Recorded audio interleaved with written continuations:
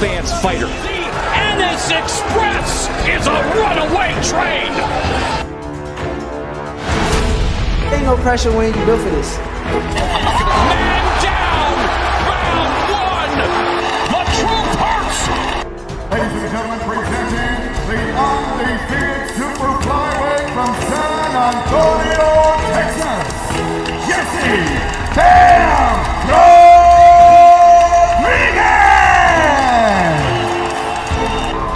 The universally recognized undisputed lightweight champion of the world, Devin the Twin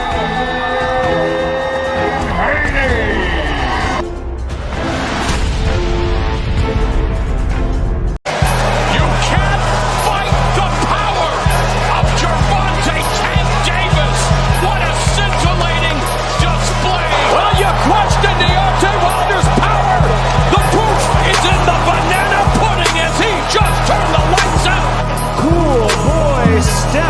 Stephen Fulton Jr.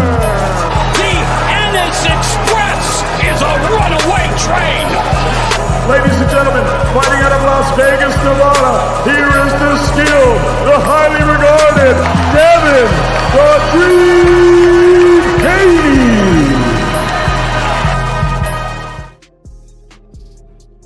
Man, what up, man? And I gotta get myself right. Y'all ever, well, y'all know I'm out of order anyway, so it don't even matter. But we're gonna get, let me get right. There we go, right there. Welcome to the show. We got another breakdown tonight, man. We finna talk everything boxing. Man, a great weekend of fights. You know what I'm saying? We had a little nonsense going on, but we're gonna deal with it accordingly. Shout out to everybody. As always, we're gonna drop the link early because we get started late. Let me make sure I do that the right way. Copy that right there. Boom. And let me see. Let me put it here. Wow. It don't always work out how you plan for it to work out, but you figure it out. Hey, you know how we do it around here. We're gonna figure things out. We ain't gonna complain. We're not gonna argue. We're not gonna do none of that. Well, we're gonna argue with some of these people because they're gonna come up and be wrong. But man, such a great weekend of fights. Before we get to it, shout out to my sister. My sister is in the building from the beginning. Shout out to Vacay. Much love and respect. Anybody want to pull up? Y'all feel free. Look, we done got to this point where boxing is getting a little, what's the word I want to use here? It's getting interesting. It ain't always playing out how we think it's going to play out, those type of things. But I listened to Keith Thurman after the fight, right? After he got hands put on him, got beat up, looked bad, got clipped multiple times, those type of things. I listened to him. And he talking about, man, hey, all I needed was 4 more minutes. And we was about to make it happen. Negro, you wasn't finna make nothing happen. No disrespect to Keith Thurman, no disrespect. The only thing that was gonna happen is you was finna get beat up even worse. Shout out to my brother Dankfather in the building. Salute to my brother. Shout out to Dankfather, man. Shout out to my brother in the building, DJ. DJ, hey, I had Keith Thurman getting stopped as well. But that nigga went out there and started complaining and whining, talking about he was finna do something in the next 4 minutes. The ref stopped it too early. Brother, did you see your face? You was getting beat pillar to post. It wasn't like it was a close fight. You understand what I'm saying? I understand a close fight. Bro, you was getting hands put on you so bad at one point in time that I was worried. I was like, I thought the ref could have stopped it earlier than he stopped. Keith Thurman said, man, them next 4 minutes was going to be tough for Sebastian Fondora. What you was going to do? Leap in and try to land the shot? You was getting hit with shots the entire time. You were getting hit with uppercuts. The jab was popping out there Fondora, he controlled the range fantastically with the jab. Fantastic. I mean, it was a masterclass in boxing, and Keith Thurman is a masterclass boxer, but you can't get around that motherfucking range, nigga.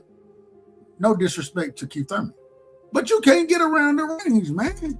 And now you talking about you finna win some shit from trying to fight, bruh. When they had that man, they had Keith. I ain't never seen this. Y'all tell me y'all ever seen Keith Thurman in the interview, the post-conference interview, with a damn bag holding on his eye. Y'all tell me y'all ever seen that. We ain't never seen that from Thurman. The man was getting hands put on him. And it wasn't even close. I got my brother in here, man. Hey, he an Alabama fan, but I love him. You know what I'm saying? This is my brother, and he an Eagles fan. We go against each other every chance we get, every opportunity. But he know boxing just like I know it. My brother DJ is in the building, straight out of Alabama. Welcome to the show, my brother. What's going on, family? What's going on, Dub? How you feeling, man? Man, I can't. Well, I ain't complaining. I ain't crying like Keith Thurman was. That man said that the ref stopped it too early. Do you agree with that? Do you agree that the ref stopped it too early? I thought the ref saved him. Now, see, this is my thing, right? In championship fights, I'm all for letting him go out. Let him go out. Let him go out on this shield. I in championship fights, let him go out, man. If that's just a 10-rounder or 8-rounder, yeah, stop it. Now, we all saw the fight. We all saw that Keith Thurman had no shot at winning that fight. We saw him getting beat around that ring for 5-6 rounds, right? We all saw it. That man, it was only going to get worse. It was only going to get worse for him. Let it get worse. Man, come on, DJ. What you don't want to happen is him getting up there with both his eyes almost closed, talking about, man, if I'd have had a little more time. You'd have had a little more time. What? You let him go to sleep, man. All your eyes would have been closed. You already got hematomas all around your damn face. You would have looked even worse if the ref did you a solid in this situation. He did him a solid. I think Harvey Dock and Thomas Taylor are the gold standard right now when it comes to refereeing. Thomas Taylor lets you know, if I think you're in trouble, I'm stopping the fight.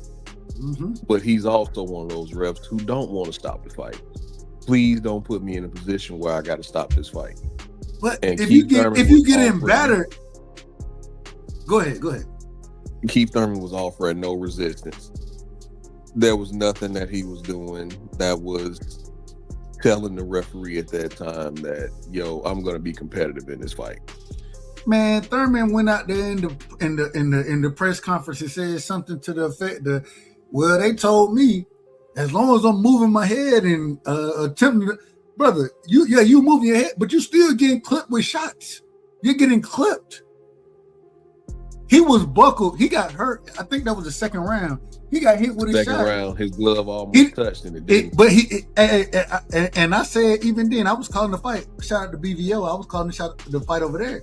And I said, man, this Negro, I mean, no disrespect to him, because he got good ankles, you know what I'm saying? His ankles were able to keep him off the ground, off the canvas.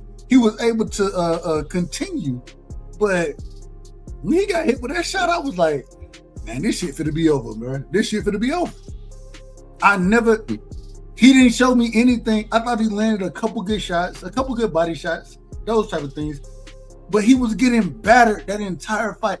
Have you ever seen Keith Thurman look the way when this was only 6 rounds. So have we ever seen Keith Thurman look that damn bad? That man came in and had the water bag, the ice bag, the ice pack on his eye. We ain't never seen that from him. He was getting beat the fuck up. Man, both your eyes was almost closed, bro. like in 6 rounds. I said it was gonna be about round 8 or 9 when they were gonna stop the fight. It stopped a lot sooner than I thought it would, but that's pretty much how I saw the fight going. There was nothing Keith Thurman was gonna do besides throw another leaping right hand or another leaping left hook, or try to touch his body, but you gotta walk in that wood chipper to hit him. So there was nothing he was gonna be able to do, man. And the referee saw that. Only thing I had a problem with this is a championship fight, man. Let him go out. And only in championship fights, let them go out. If the corner don't stop it, if the doctor don't stop it, let them go out. Lord have mercy, man. My only disagreement, and we got to bring my brother, and shout out to my brother, one of the a great debater, a brilliant boxing mind, but also a brilliant football mind as well. D Free, he in the building. Free, we coming to you next. Only reason I disagree with you, man, it was nothing, man. Thurman, he had the smallest amount of success we done seen. And if you ain't having success in a fight, if you're not really putting hands, and according to him, he needed 4 more minutes, according to him. And we got my brother straight out of Australia, Carl. Shout out to my brother. But if you having this minimal amount of success, getting beat the fuck up the entire fight, and the crazy thing is now, excuse, I don't mean that in a negative way towards Keith, but that's what's going on. Every way intended. No, that's what happened. Am I lying? I ain't lying about it. You can't get around the jab. You leaping in. You trying to go to the body, but even then, when you're able to close the range, you getting hit with uppercuts. You getting hit with body shots. Like, bro, you getting beat. It's not a close fight. It wasn't a close fight. And let me do it this way. D Free, welcome to the show, my brother. One of the most brilliant individuals. One of the most brightest boxing minds that I could be around. A brilliant football mind as well. D Free, what did you see in that fight with Sebastian Fondora and Keith Thurman? What did you see? Am I out of order? Am I out of order? No, you're not out of order. I saw David versus Goliath, and he forgot his slingshot. That's what I thought. Like I said, I said Keith Thurman would get stopped in the 10th round. I gave him the benefit of the doubt because he was a veteran, and Keith Thurman can move around the ring. So I gave him the benefit of the doubt. But then the one doubt that I didn't have was that Keith Thurman would get stopped. I just knew Keith Thurman was going to get stopped. I knew he wasn't going to finish that fight. And a lot of times when you see guys who've never been knocked out, never been stopped, you say, okay, they'll find a way to make it to the end of the 12th round.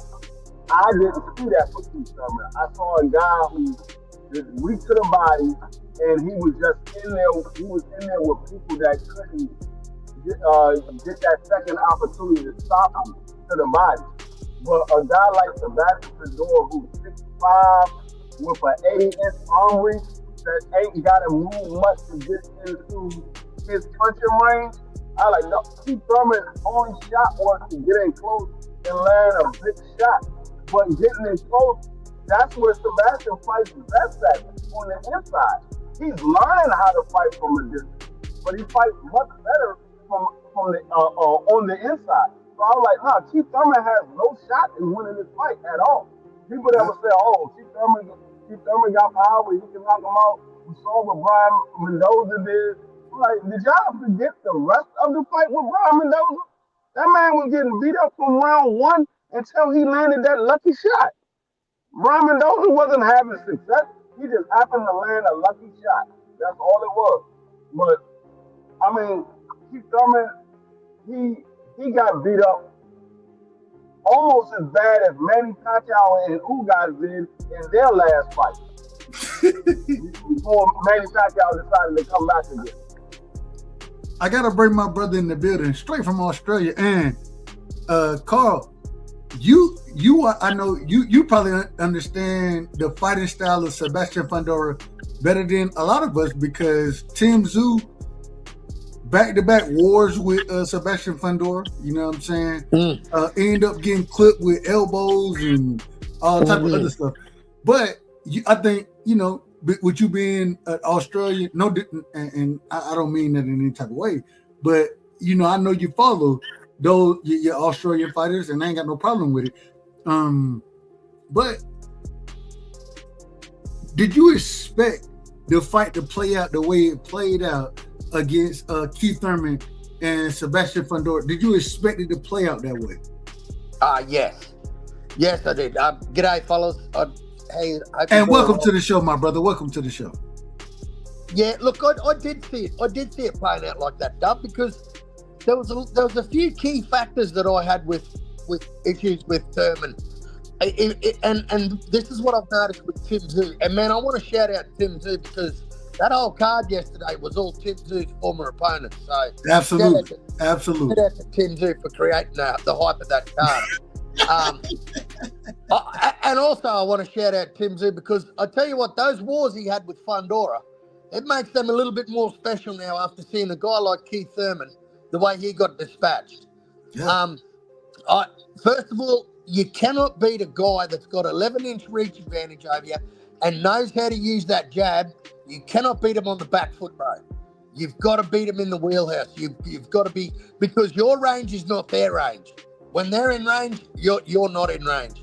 Absolutely. So I saw that, and I've also seen the progression in Fondora, bro. Like the first fight with Tim Tszyu, like, yeah, it could have been stopped. You know, that cut was pretty bad. But the referee chose to let that fight go on. I'm not fussed either way. And I saw the progression with Fondora actually using his jab and using his best attributes to his advantage, bro. Like using his height, using his reach, staying outside, and then. But I've also noticed that Fondora is pretty heavy-handed, bro.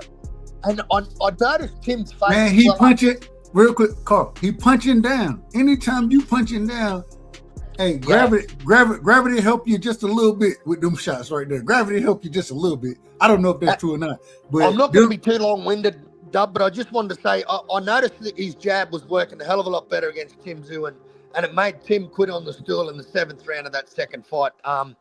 But man, the way he dispatched to Keith Thurman yesterday, man, I wished it had gone on longer because I think Keith would have been put to sleep. But I'm kind of glad that the referee did step in. He did warn him at the start of the 6th round that the doctor even said, we need to see something. The referee said to Keith, we need to see something this round. It kind of played out the same way the other rounds were. And I think it was the 4th round where Keith actually landed a good right hand on Fondora, and Fondora just smiled at him and charged at him. And I knew it was curtains from there, bro. And he smiled and started stepping. That's what he did. Yeah. I said, Lord, that was a good victory, man. That was a good victory. And Keith lives to fight another day, mate. He should thank that referee because he could have taken some serious damage out. He kept fighting. I know the time difference. So I got to ask you this real quick, Carl. Did you think you thought it was a good stoppage by the referee? You thought it was a good stoppage? Yeah, I thought it was a good stoppage, man. I was trolling when I said he should have had 4 more minutes. There's no way in the world that man. Man, I ain't want to see the man get. He would have got swelled up even worse. He wouldn't have had any skin left on his face, bro. Let me get my brother in the building. We got one of the greats in the building, man. D-Ray, straight out of Omaha, Nebraska. One of a brilliant mind, my big brother. D-Ray, welcome to the show. I gotta ask you, what did you see in the Keith Thurman Fondora fight? What did you see?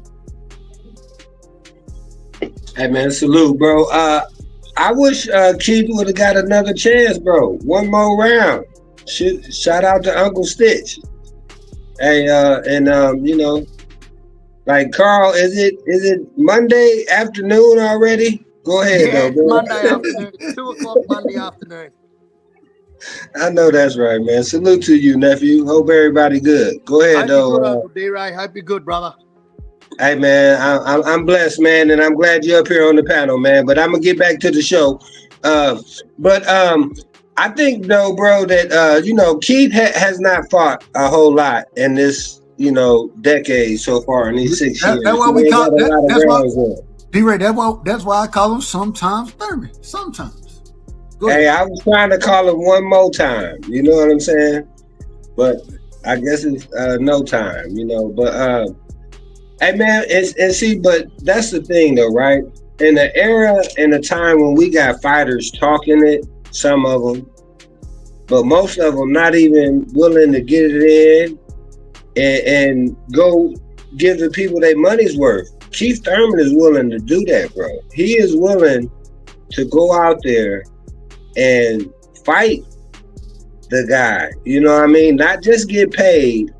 He willing to get lumped up and want some more, bro. And of all the stoppages we done seen, bro, I just think for somebody to never have been stopped, he wasn't even knocked down.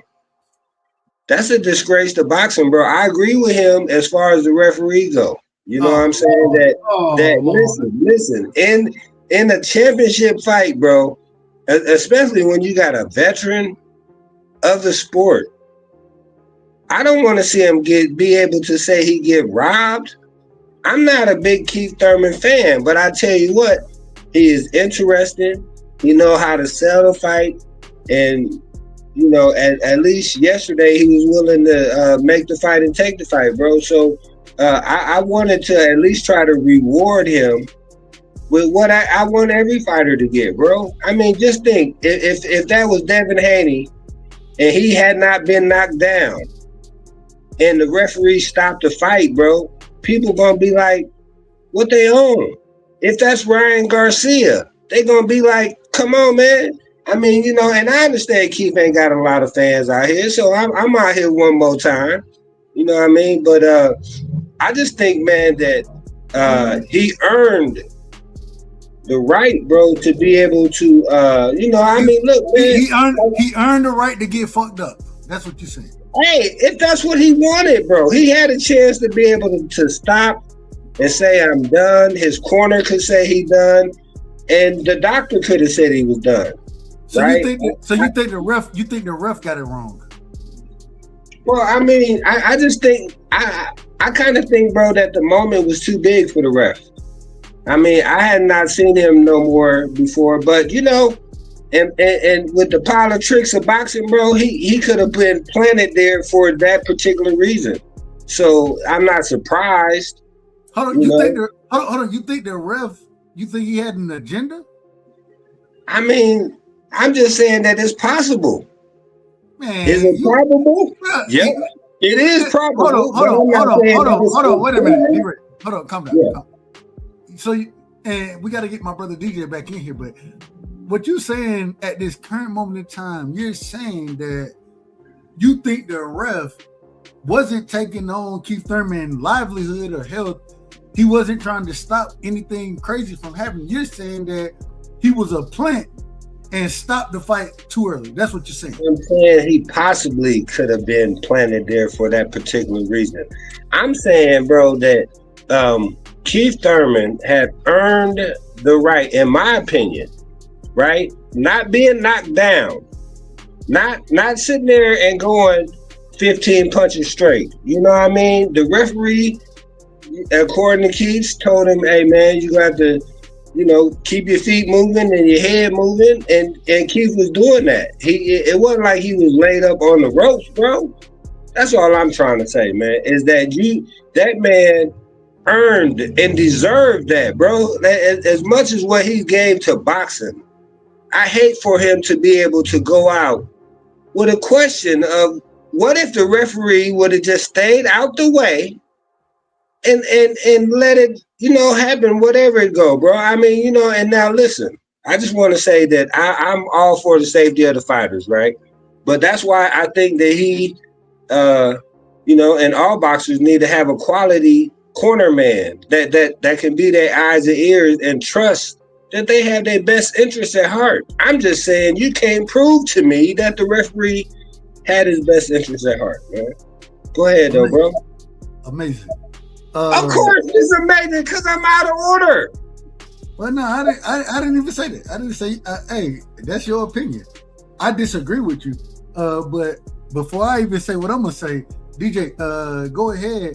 Do you agree that the ref was out of order and should have stopped or shouldn't have stopped? It should have let Keith Thurman get beat on. And I mean, you heard what D. Ray said. You done heard what the panelist said. What's your thoughts, DJ? As I stated earlier, man, Thomas Taylor is one of those gold standard referees. We talking about the same referee who did the Bud and Canelo fight. That moment went too big for him. So I think he realized that Keith Thurman had no chance at winning that fight. Keith Thurman was not offering any resistance. All he was doing was moving. There was nothing Keith Thurman was doing to offer any type of resistance to Sebastian Fondora. Now, as I said earlier, this is exactly why in championship fights, I'm an advocate for letting these guys go out. I don't care how bad he getting beat on. If that corner don't throw that towel in, let it happen. Because if he dies, he dies. If he dies, he dies. Amazing. I ain't got no problem. If he doesn't, this in my opinion only goes to championship fights. Now, my guy Mex will tell you it don't matter what fight it is, let him go out or let her go out. But in championship fights like this, fights to this magnitude, this is why you let them go out. Because I don't want post-fight press conferences where guys like, yeah, I still had a lot to give, or I could have done this. All I needed was a few more minutes. I was still finding my way. No, bro, your eyes are closed in the 6th round. Have you ever seen Keith Thurman look that way? Have you ever seen him look that way? I haven't seen him look that way, but also y'all got to help me out on this one. When is the last time Fondora's been the distance? Hadn't he stopped like his last 4 or 5 opponents? The first fight with Tim Tszyu, they did go the distance. The first fight, even though it was a lot of blood, it was an elbow and blood was all over the place. But ain't that the fight where he split him open? Well, yeah, it was, but it still ended up being a draw. Correct me if I'm wrong. That fight ended up being a draw. No, he won by split decision. Fondora won by split decision. Oh, okay. It was a split decision. Okay. Split decision. Yep. Excuse me. So I'm out of order. But yeah, that's the last time it went the distance. And even in that fight, the blood was so crazy out there. I thought that they could have stopped that fight at the halfway, or because I think the cut happened earlier in the fight. The cut happened early. Yeah, I thought they could have stopped that fight and been like, hey, we'll call this a no contest because, and I think there were questions about that, but it was such a bad cut and the way it happened with the elbow, I thought that it could have been stopped. But at the end of the day, it wasn't. And so, it ended up playing out. And then they fought again, and then Tim Tszyu, he ended up quitting on the stool. But at all I'm saying is in this situation, this man wasn't hit with no elbows and nothing. This man is getting battered. He getting hands put on him. The jab is working, and then anytime he trying to close the distance, and when he had the opportunity, he could land a body shot here or there. But he getting hit well because he getting hit with right hands. He getting hit with left hands. He getting hit with everything. And Dub, I said this early last week. It was like, I think a lot of these fighters made a mistake of letting Fondora get better. Because now they should have fought his ass 2 years ago. All of them should have fought his ass 2 years ago. Lord have mercy. Well, and can I just say that Keith Thurman was actually in camp to fight Tim Tszyu, pulled out with a broken hand 11 days from the fight. Tim Tszyu then took the Fondora fight on 11 days' notice, right, and went the distance with Fondora and lost the split decision. And the cut. I mean, that was Harvey Dock. Harvey Dock probably likes to see a bit more blood and guts.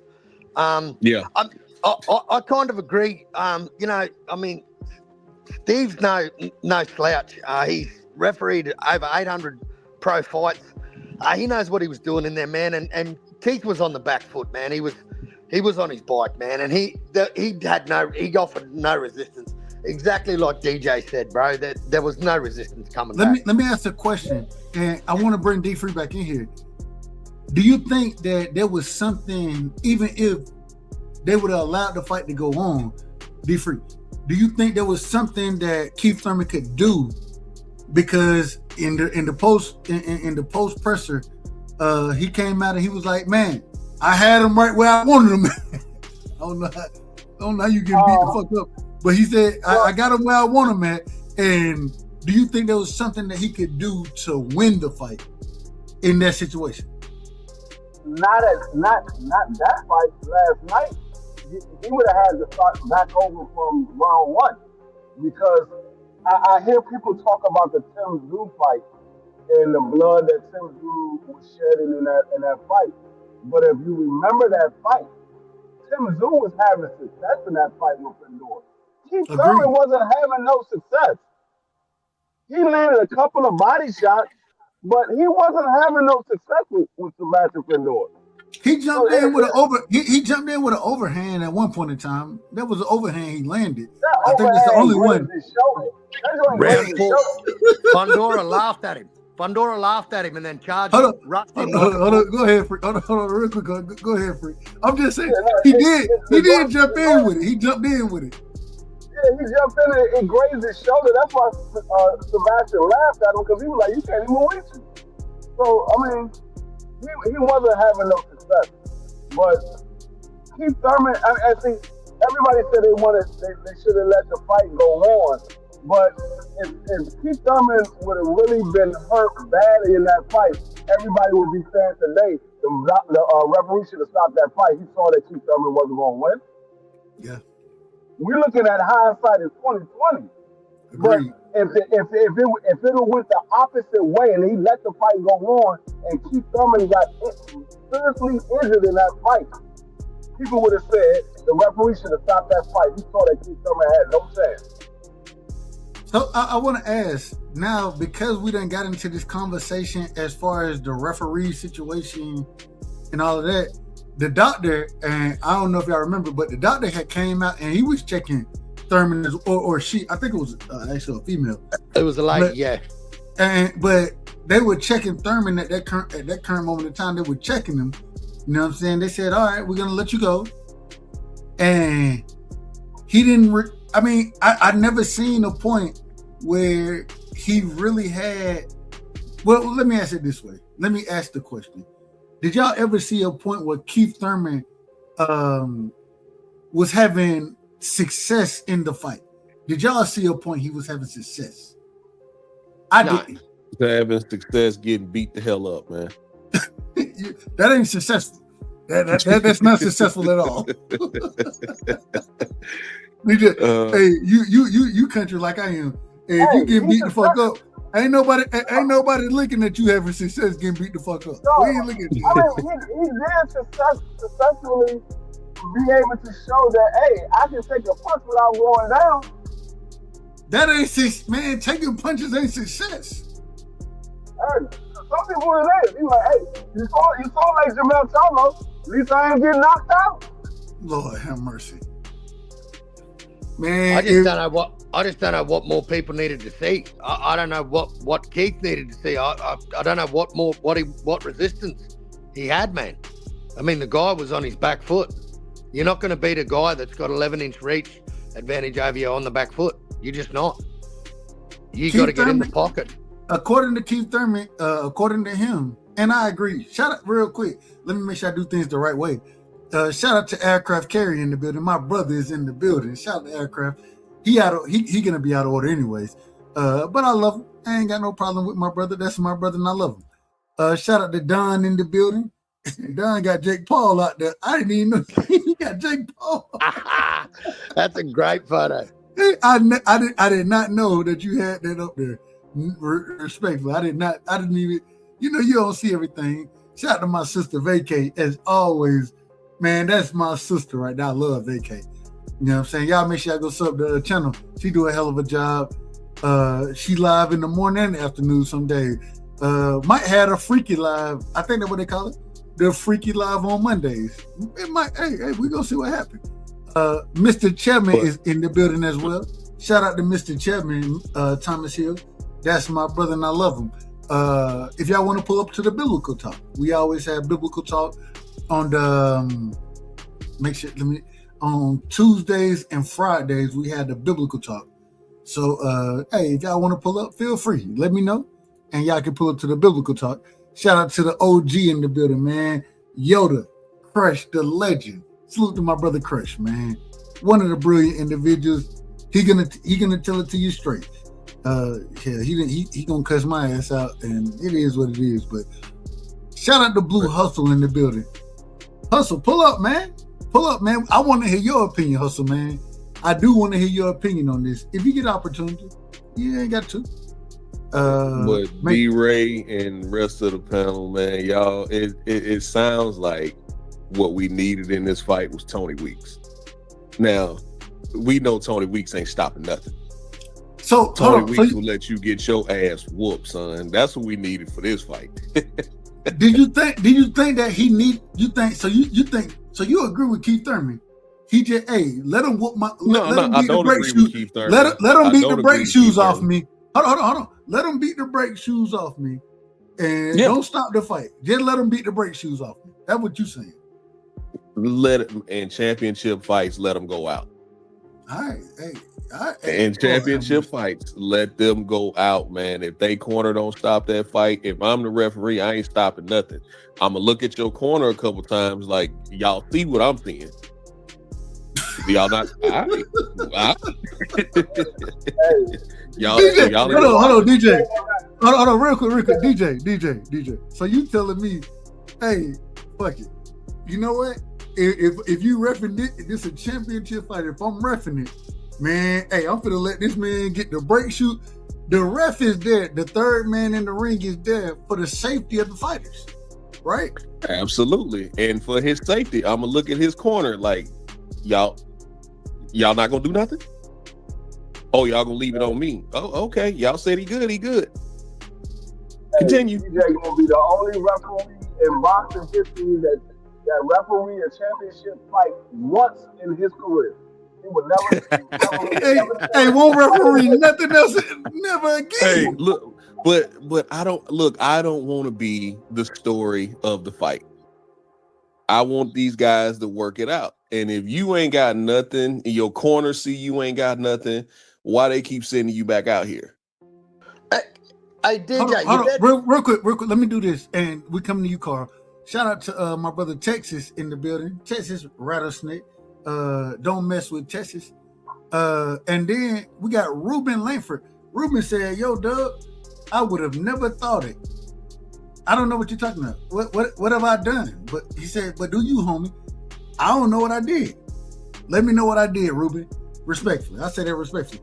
Hey, DJ, you never know. Keith Thurman could have said something crazy to his friends in training camp, and they said, "Okay, we got something for you. You know you ain't gonna win this fight. We're gonna let you get beat up the entire fight." And also, real quick, shout out to No Evidence in the building as well. My brother, salute to him. But no, Ruben, let me know what I don't know what you're saying I did. You said, "Yo, Doug, I would have never thought, but do you, homie? Let me know what I did. Let me know that. No worries, though. You, my brother, and I ain't got no problem with you." And he brought up Morales and Maidana. I think a better example would have been Castillo and Chico Corrales. Yeah. Right? So that was a great fight. Possible. That was a great fight. That's possible. That could have happened. But even in that fight, I'm putting the pressure on your corner. And while I'm giving instructions in the locker room, I was like, "Look, this is a championship fight. I'm gonna let these guys fight." But even in that fight, though, you gotta remember, even in that fight when Diego Corrales got knocked down, right? It wasn't like he was hurting in those situations. Was his eyes swelling? Did he look bad? Yes, but he was still fighting. In this situation, can I just say the common denominator in both of those fights? The common denominator were both those guys were hitting each other. There was only one guy getting hit yesterday. Yeah. Only one. That's where I was going with it. In this situation, man, it wasn't like Thurman was landing nothing. Like he wasn't landing shots that we would consider. It was a couple body shots here and there. Maybe an overhand right that he may land a little bit on, and I think I said it was the shoulder. I'm like, hey, okay. But outside of that, nigga, you getting whooped, nigga. Like it ain't. It's not a close fight. It's not close right now. You get him, man. The man is putting hands on you, and I'm just gonna be honest. When I watched Keith Thurman, when I watched him go back to his corner, he looked defeated. He looked defeated walking back to the damn corner. I've never seen that type of Keith Thurman come out there and look as defeated as he was looking going back to his corner. I've never seen it. And so when I'm watching this, I'm like, bro, man, stop this. Hey, look. Either one or two things finna happen. He finna get his face off. He already fucked up. So either he finna get knocked out, or but that's really what I think. Or you gotta stop this thing. And so I didn't have a problem with the stoppage. According to Keith Thurman, all he needed was 4 more minutes to get him in the sweet spot. According to sometimes, he said he only needed 4 more minutes. Do y'all think those 4 minutes would have meant anything? Yeah. More brain damage. More brain damage. I mean, hold on. Let me hold on. Wait, DJ. Let me ask you. Let me rephrase that question. Do y'all think those 4 minutes would have meant anything positive for Thurman, the way he spoke out in the press conference? Do y'all think it would have meant anything positive for Thurman? Absolutely not. I'll be honest, he might have been able to start talking like James Toney if he had kept going. D-Ray, tell me how them 4 minutes would have meant something positive for Thurman. Positive. Hey, well, at least he wouldn't have been able to talk about him, bro. Oh, I think that he earned and deserved them, and I think, bro. Listen, that I mean, first off, man, I don't know how much longer Sebastian gonna be able to be in that weight class, bro, because he looked like he was like that last week too, D-Ray. I fully expect for him to go to 160 here pretty soon. If not now, right now. You know what I'm saying? Like, bro. Yeah, especially since Carlos Adames just dropped that belt on the floor. Hold on. Everybody can't talk at the same time. Let D-Ray finish, and then I got to bring my brother Blue in here, and we're going to respond accordingly. Finish what you were saying. You say that again, D-Ray.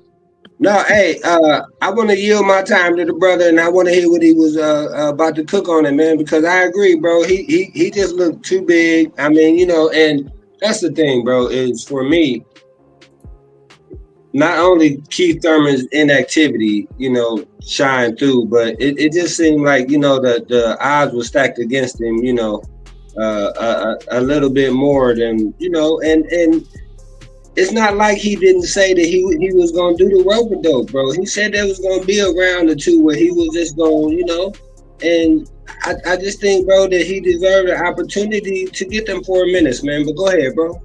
So, in your opinion, he deserved a chance to get knocked out. I ain't got no problem with it.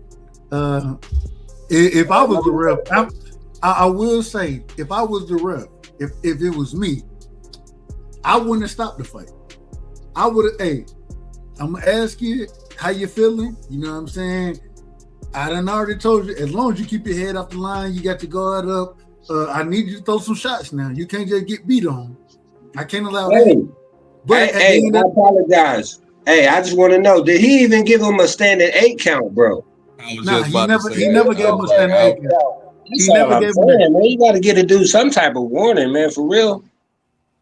But the ref always, and we heard, he did say he was like, you got to show me something. And when the ref asked for you to show you, for a fighter to show him something, they not just looking for you to keep your head off the line, nigga. They looking for you to throw punches. You know what I'm saying? That's my understanding of it. I could be wrong, but let me bring. We got my brother Blue in the building, and we got my brother OTB in the building. Let me bring both guys in. Blue, welcome to the show. what you got for me as far as this Thurman versus Fondora fight? Was it a bad stoppage? What did you see in the fight, man? Break it all down for us, Blue, and then we go into OTB. So my assessment is, you could say, I'm gonna put it to you like this. I felt like it was kind of an early stoppage, you know. Only reason why is because Keith Thurman was just moving around the ring, doing what he had to do, and I felt like he could have played it out. You know what I mean? But but the ref didn't feel like that, and you know you can't really argue with the ref like that. You see what I'm saying? Because I think no matter what, the ref is a person that he's supposed to have your best interest in mind, you know. So Keith, and I was questioning some of the things Keith was doing in there too.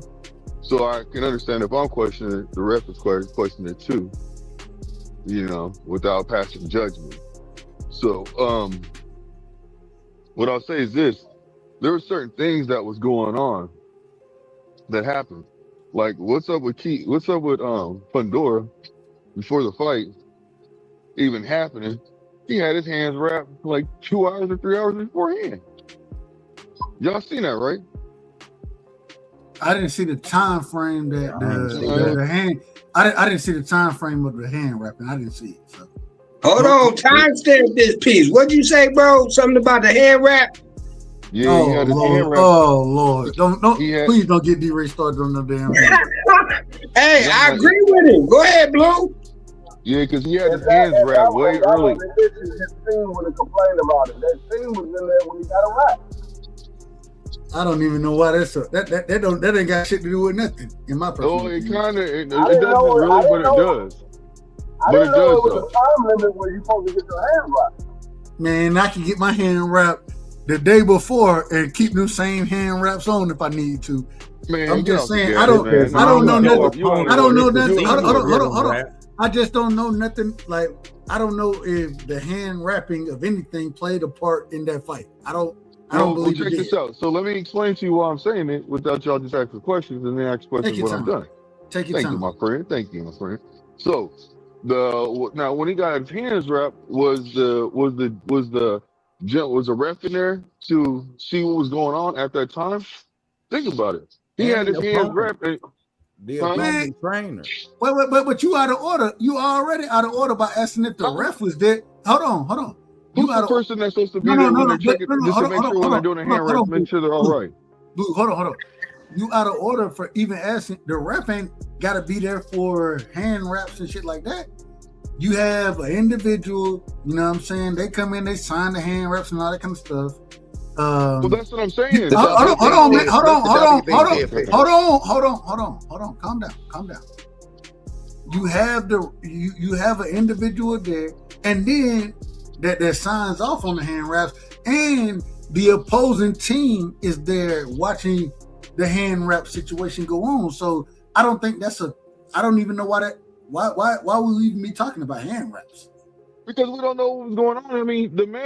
Look. No, they know exactly what's going on. They know exactly what's going on. That's why they sign off on this stuff.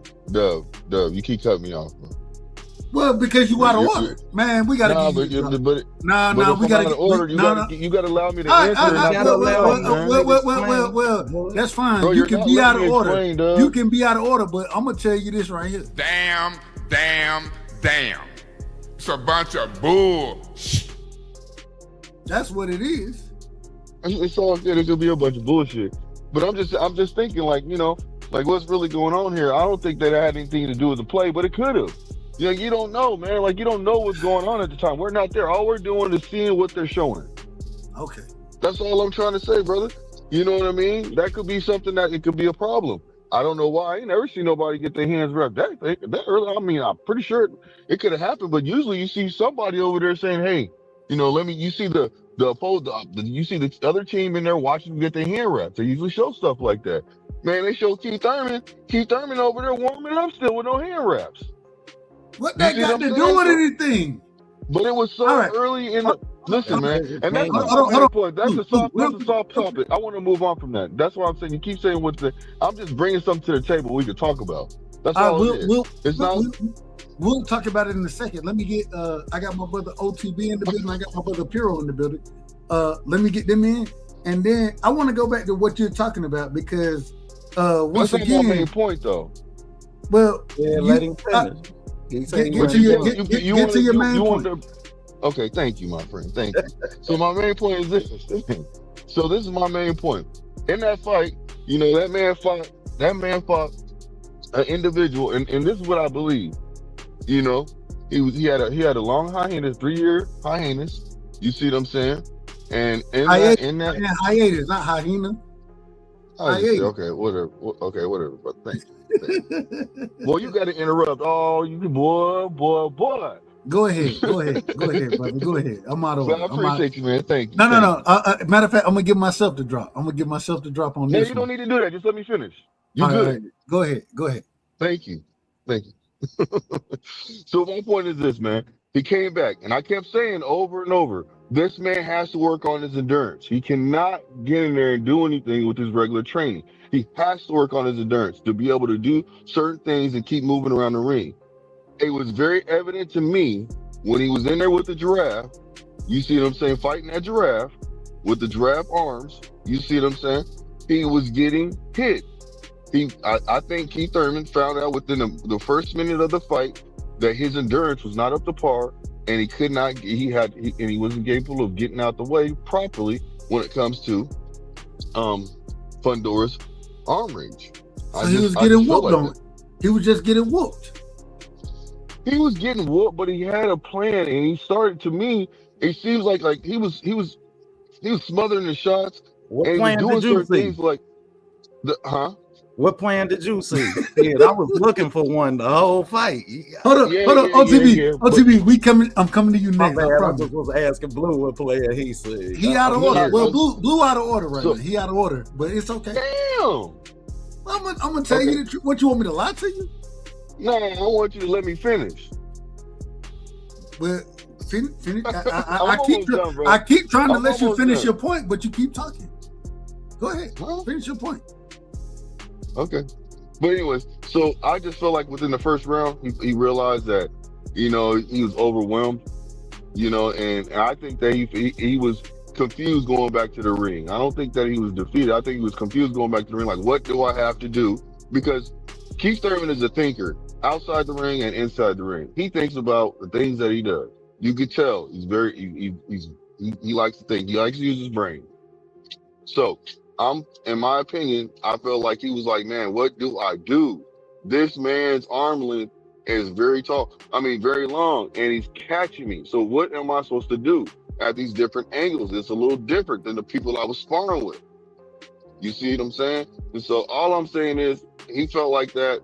I felt like the ref could have let him go a little, a couple more rounds. Don't take a person that basically, as he came back from a long vacation, and that's just how I feel.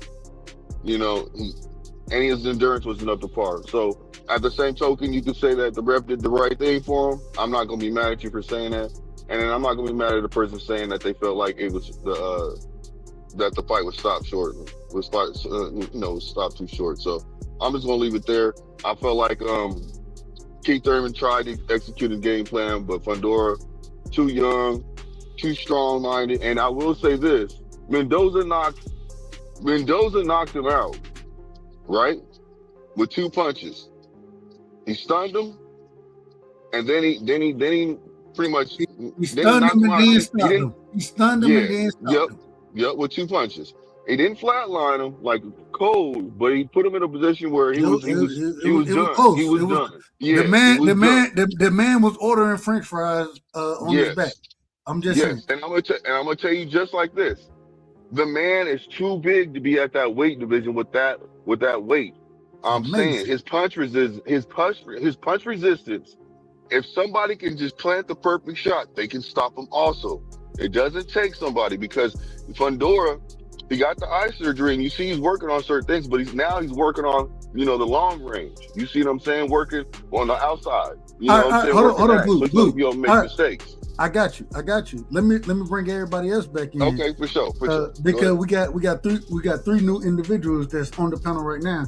I got my brother OTB, a brilliant boxing mind. If y'all don't know, y'all go check OTB out because he gonna break it down for you as far as what's gonna happen in fights. OTB, how did you see this fight playing out first? With you being the brilliant mind as far as boxing goes, how did you see it happening, and then how did it play out in your personal opinion? In the realistic perspective, man, was y'all ever heard the term boxing is 90% mental? Like Absolutely. shit, I think Keith was mentally beat before. Yeah, I mean, he was intimidated. And once he got intimidated, his game plan went out. Like, I couldn't even respect the fact that he didn't even have a bitch quit hitting me moment. Yeah, I mean, like, you ain't even throw a bitch quit hitting me punch. Hey, hey, one of them, hey, OTB, get the fuck off me punches. Yeah, man. Hey, get the fuck off me. Yeah, get the fuck off me punches. Something. You feel me? Like, we've seen Didn't he Erickson have one Lubin. OTB? Hold He had on, one, right? Blue. Calm down. Let him finish.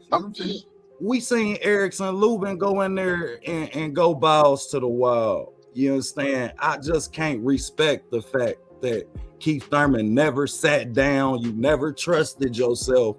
You know what I mean? You was that intimidated that you threw your whole game plan out the window, and we've seen it work against him before. So my credit went to Sebastian Fondora.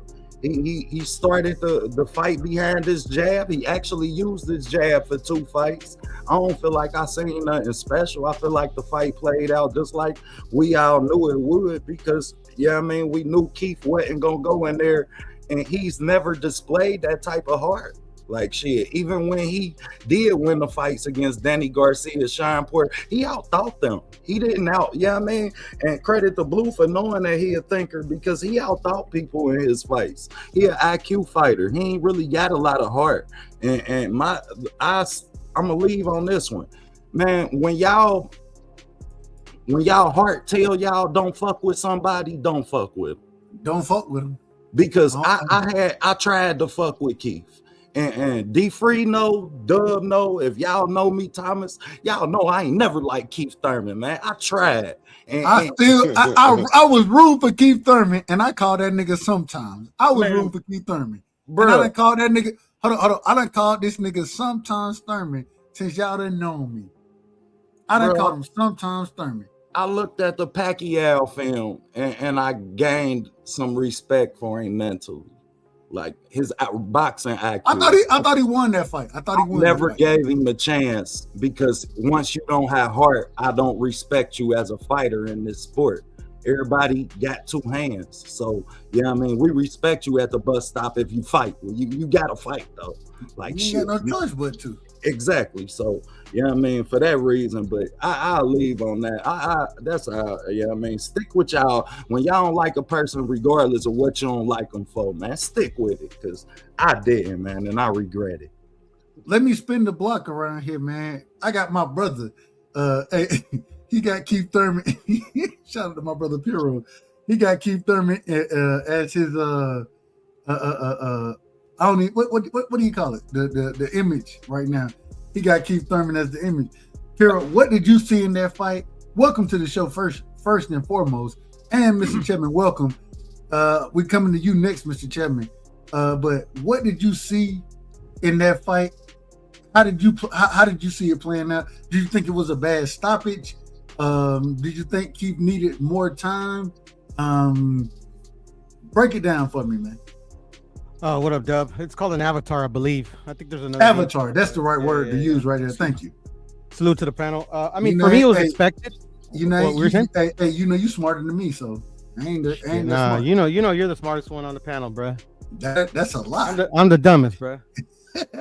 Hey, we in the same boat. Me and you, we both swimming together. So, but go ahead. Hey, man, we're both going to hell, bro. We won't be alone. You know. I don't want to go to hell. Neither do I, but we'll be there. I ain't putting it on myself. But what you got for me, man? How did you see the fight playing out? I mean, it was expected to me. I didn't think Keith was going to go in there and like literally not try. Like when all I needed to watch was like the first minute, and I'm like, okay, he's not a fighter. His style's never on the back foot. Like this guy, like he'll go on the back foot when need be, but like literally he was like, that's all he was doing for the whole entire fight. And then he was winging these haymakers that like literally like he was like not even close to Fondora. He was jumping. Yes. He was literally jumping. Literally, it was funny. You know, he looked like Rolly Romero, bro. Like you know, back when Rolly, you know, the first time we've ever seen Rolly. But it was expected to me. Like, I mean, this guy, like, they try to make this fight so many times for whatever reason. My theory is that he had one fight left on his deal with PBC, so like literally they were just trying to find him an opponent, and he probably insisted that was a champion. But yeah, so it was expected to me. I've always been a Keith Thurman fan, but you know, I mean, you know, Father Time is undefeated, as cliche as that sounds. You know, but shout out to Fondora for like literally like getting rid of this guy, bro, because like literally like all he was doing was like holding up, you know, that side of the, you know, that. You know, because PBC, like, they're notorious for, like, wanting to pin their fighters against each other. So, you know, it is what it is. But, yeah, I thought I went as expected. And it wasn't a bad stoppage. So you agree with the referee? Yeah, of course. I don't think he would, like, a lot of people are saying, oh, he was saving him. Like, I don't think he was saving him. I think Keith Thurman has always shown an excellent chin. But, like, literally, he wasn't even trying, bro. I mean, like, why? If I'm the referee, why am I just going to let you get your ass beat more? Yeah, I agree with him there. I ain't think it was a bad stoppage because Keith ain't had no game plan. I ain't see what he was doing working. Wasn't gonna do nothing but keep getting his ass punched. Amazing. Mr. Chairman, welcome to the show. And like I always tell y'all, we have biblical talk on a regular basis. We do it every Tuesday and Friday. We love talking about the Bible. You know what I'm saying? We read scripture, those type of things. Mr. Chairman, always lead us accordingly. Mr. Chairman, welcome to the show. What was your thoughts about this fight, Fondora versus Thurman? I think Fondora played to his strengths.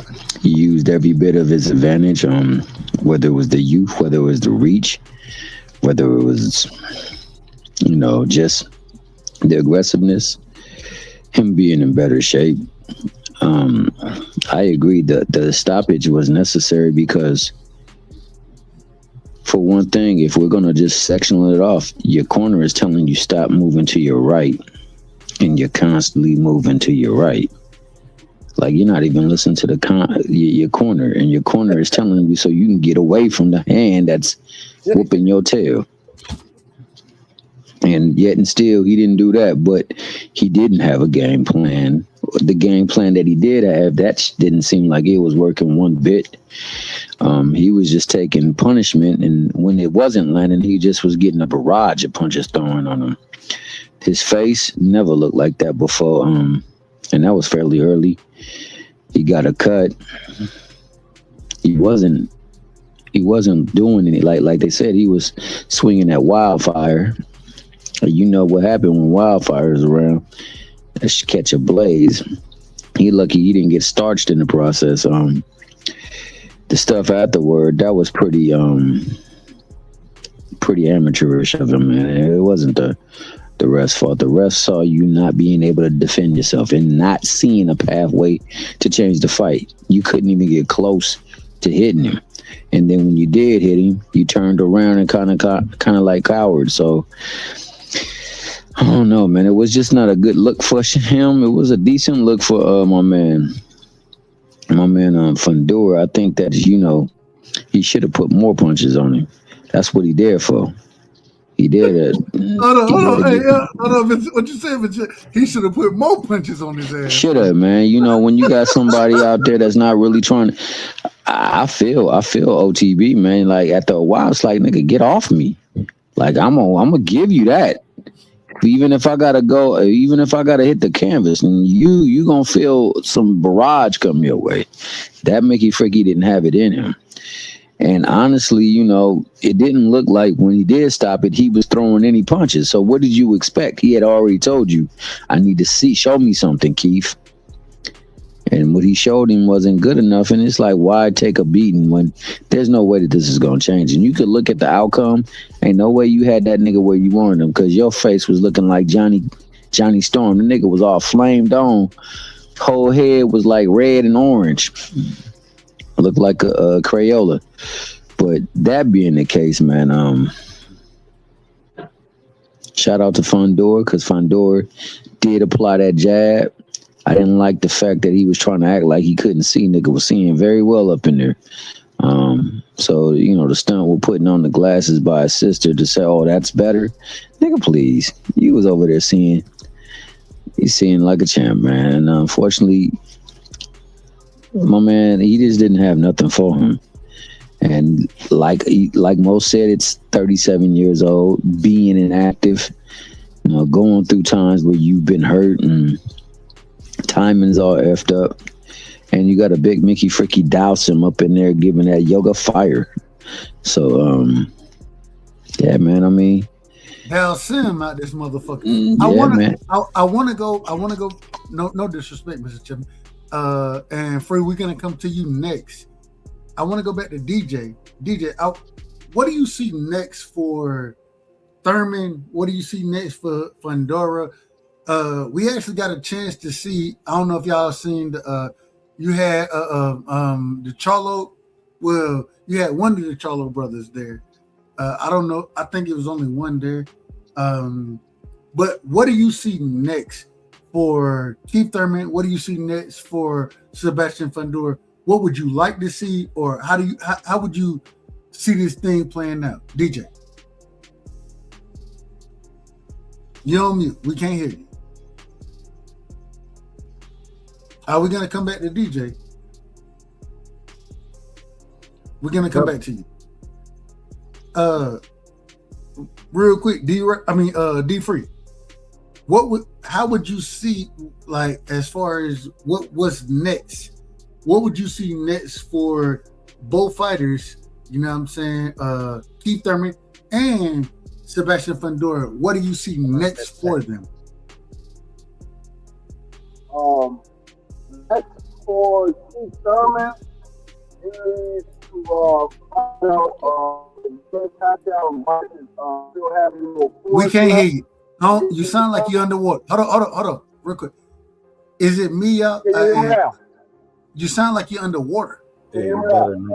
Respectfully, I say that respectfully. Hold on. Yeah, you're a little muffled, Free. Can you hear me now? Yeah, you slept. You crispy now. Now you, hey, you tell a nigga they sound like they're underwater and they come back crispy on your ass. Go ahead, Free.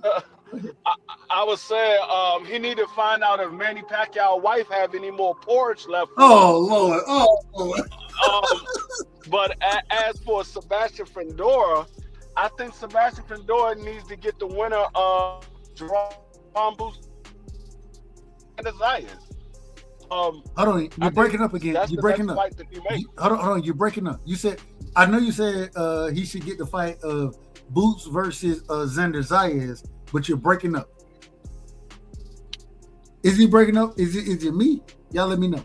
It might be me. He's breaking up. Say it one more time, Free. I think he need to get Jerome. We can't hear you, man. We can't hear you, man. Yeah, we know what he's saying. Hey, he's saying that the next fight should be Sebastian versus the winner of Boots versus Xander Zayas. I believe that's what Free's saying. Well, if it's Xander Zayas, he gonna need a weight clause again. But hey, all this happened at 54, man. Hey, all this happened at 54. Yeah. Let me. I want to pass that question around. Let me get my brother DJ real quick. I want to test it one more time. DJ, are you in the building?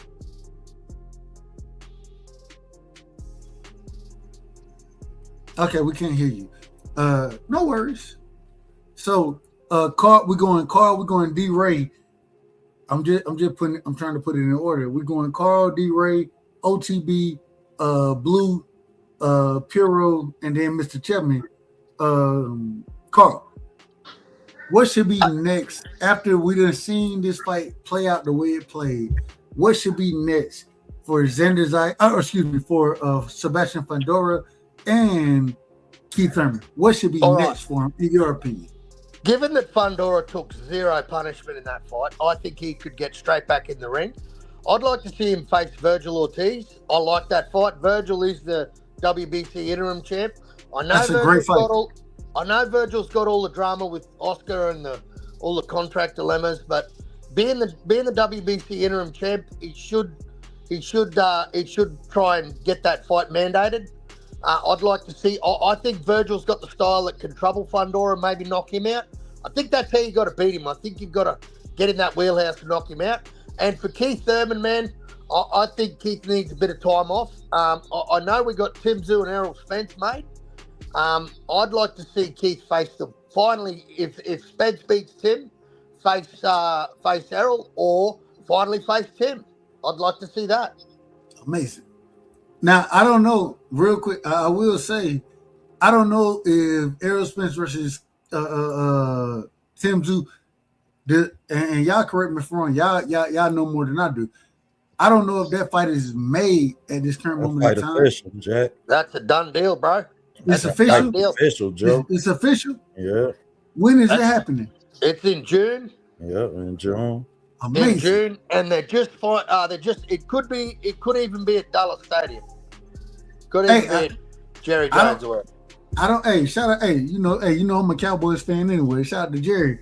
If they're gonna put it in Jerry world, I ain't got no problem with it. But I didn't know that fight, Tim Tszyu versus Errol Spence. That's made. Don't you look at my community post, Dub? I'm disappointed, bro. If you want to know anything Australian, it's on my community post, brother. Man, I don't look at nobody community post. No disrespect, Carl. No disrespect. I think you're lying. I think you're lying. And Thomas, I'm going to need you to say a few prayers for this brother for us tonight, because I think he's talking out his ass. No, it's all good. That fight's a done deal, bro. And Tim Tszyu, the madman, he's actually fighting this weekend. He's fighting a guy, Dennis Nurja, this weekend in Wollongong, Australia. I knew he was fighting this weekend. I did know that. Yep. I didn't know that it was solidified that him and EJ were going to be fighting in Texas. I didn't know that. It's a done deal, bro. Him and Jamel are training under Ronnie Shields now. They got the good old coach Ronnie Shields in their corner, and that's a done deal, brother. Amazing. Hey, I ain't got no problem with that fight. I have no problem, none whatsoever. I like it, man. I like it. And Raj has more credibility than Carl. I'd like to see Keith face the winner of that, man. You want to see Fondora face the winner of that, or Keith? Thurman. I want to see Keith Thurman. Yeah, I want to see Thurman finally. Yeah, him and Errol. There was a lot of shit talk back in the day where they wouldn't fight each other. And, when Keith had the belt, he wouldn't give Errol an opportunity. And then when Errol had the belt, it was kind of like he repaid the favor and not giving Keith an opportunity. So they kind of ducked each other their whole career. So, you're at the tail end of your career. Let's get it up. Well, real quick, I want to ask you, Carl. So when it comes down to Tim Tszyu against Errol Spence, who do you think win that fight? I know, and I know you're Australian.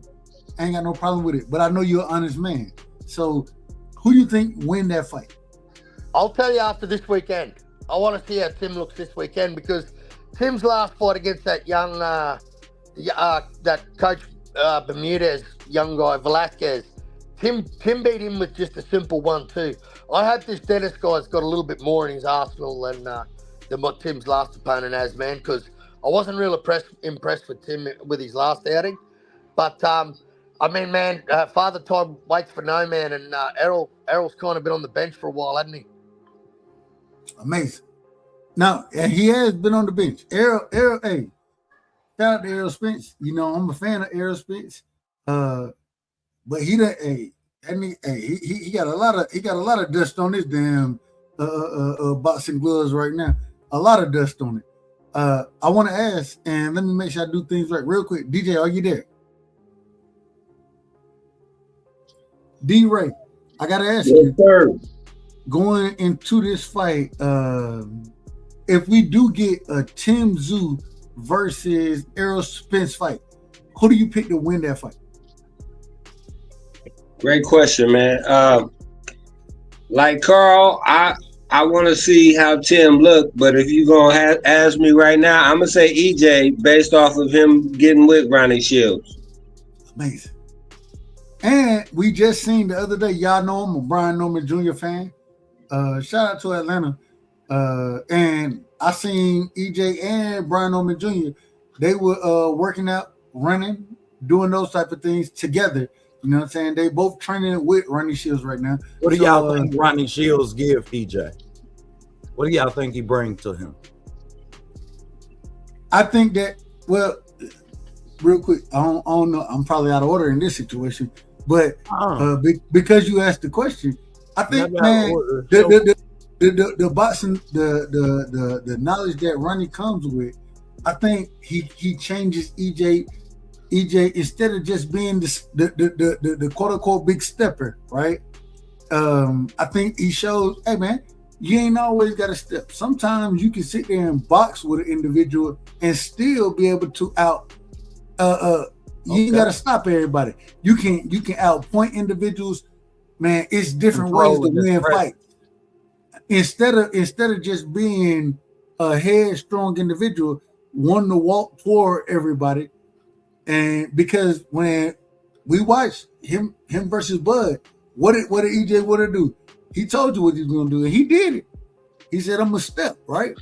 I think Ronnie Shields bring a different level of understanding and acumen as far as boxing goes. Instead of you being just a stepper, right? Understanding how you can step when you need to, and that's gonna. Hey, you're gonna have success there. But I can also show you how to box, understand range, understand distance, and those type of things as well. And you can control the fight. And even if you want to step, we can get to that. But let's get to this first. You know what I'm saying? Early in that fight, you ain't got to step early. Instead of stepping early, put hands on the man, let your hands go early, and then when it comes time, we're going to step on their ass. I think that's what Ronnie Shields brings to Errol Spence's game, in my personal opinion. But I don't know. Who am I? You think Errol can be as successful without the level of pressure that we used to seeing him have? Yes. I think Errol would be better if he don't look just to pressure. That ain't always got to be a style. And when I say it, I never seen him hurt nobody, Doug. Say it again. Never seen him hurt no damn body. You ain't never seen who hurt nobody? You ain't never seen Errol hurt nobody? Yeah, he ain't put shit. Like, I don't see him sitting on his punches and being, you feel me? Like, shit, he needed that pressure when you can't really punch. Like, shit, when so you let me ask a question, OTB.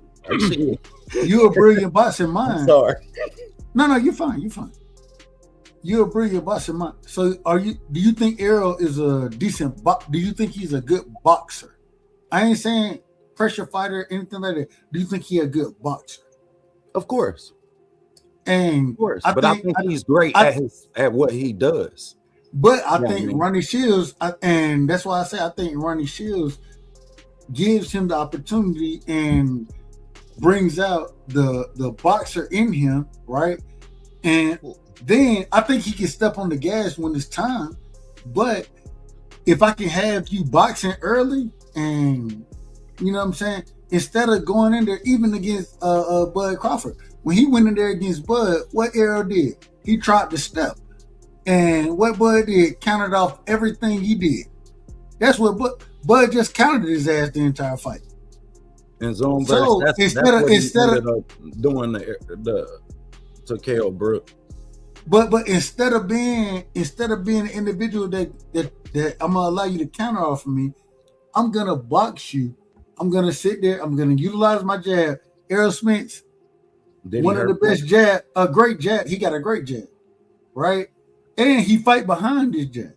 So now I think that him dealing with Ronnie Shields, all right, we can put this in place, right? But we're gonna instead of rushing anything, what we're gonna do is we're gonna be very patient with individuals. And in my personal opinion, you're not gonna see Errol Spence get knockouts the way that he used to. What you're gonna start to see from Errol Spence is he's gonna be winning on the scorecards.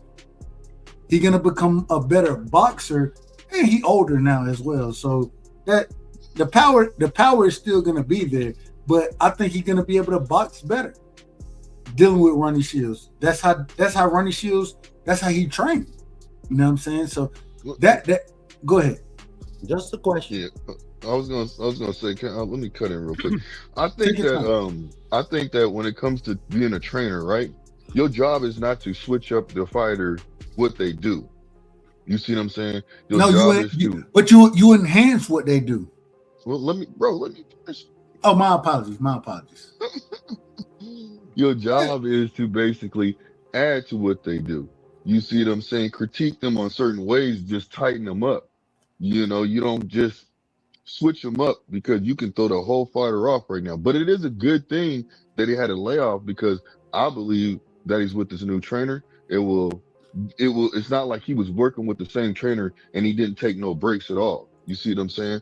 He's had an opportunity to sit back and relax. So now he's coming back and it's like kind of like going to school again. You see what I'm saying? And he's going to be working harder on, learning more things and be more acceptable. As of before fighting, with this trainer, I think that he would have probably not give pushback, but how sometimes if you switch up your trainer, you can be happy as you want to, but it could be certain things that it could be difficult for the trainer, for the boxer himself, to get over sometimes, in certain situations when it comes to training. But that's why I said I think it's a good thing right now that he is with this new trainer, because the simple fact is his game is, I think he will have knockouts still.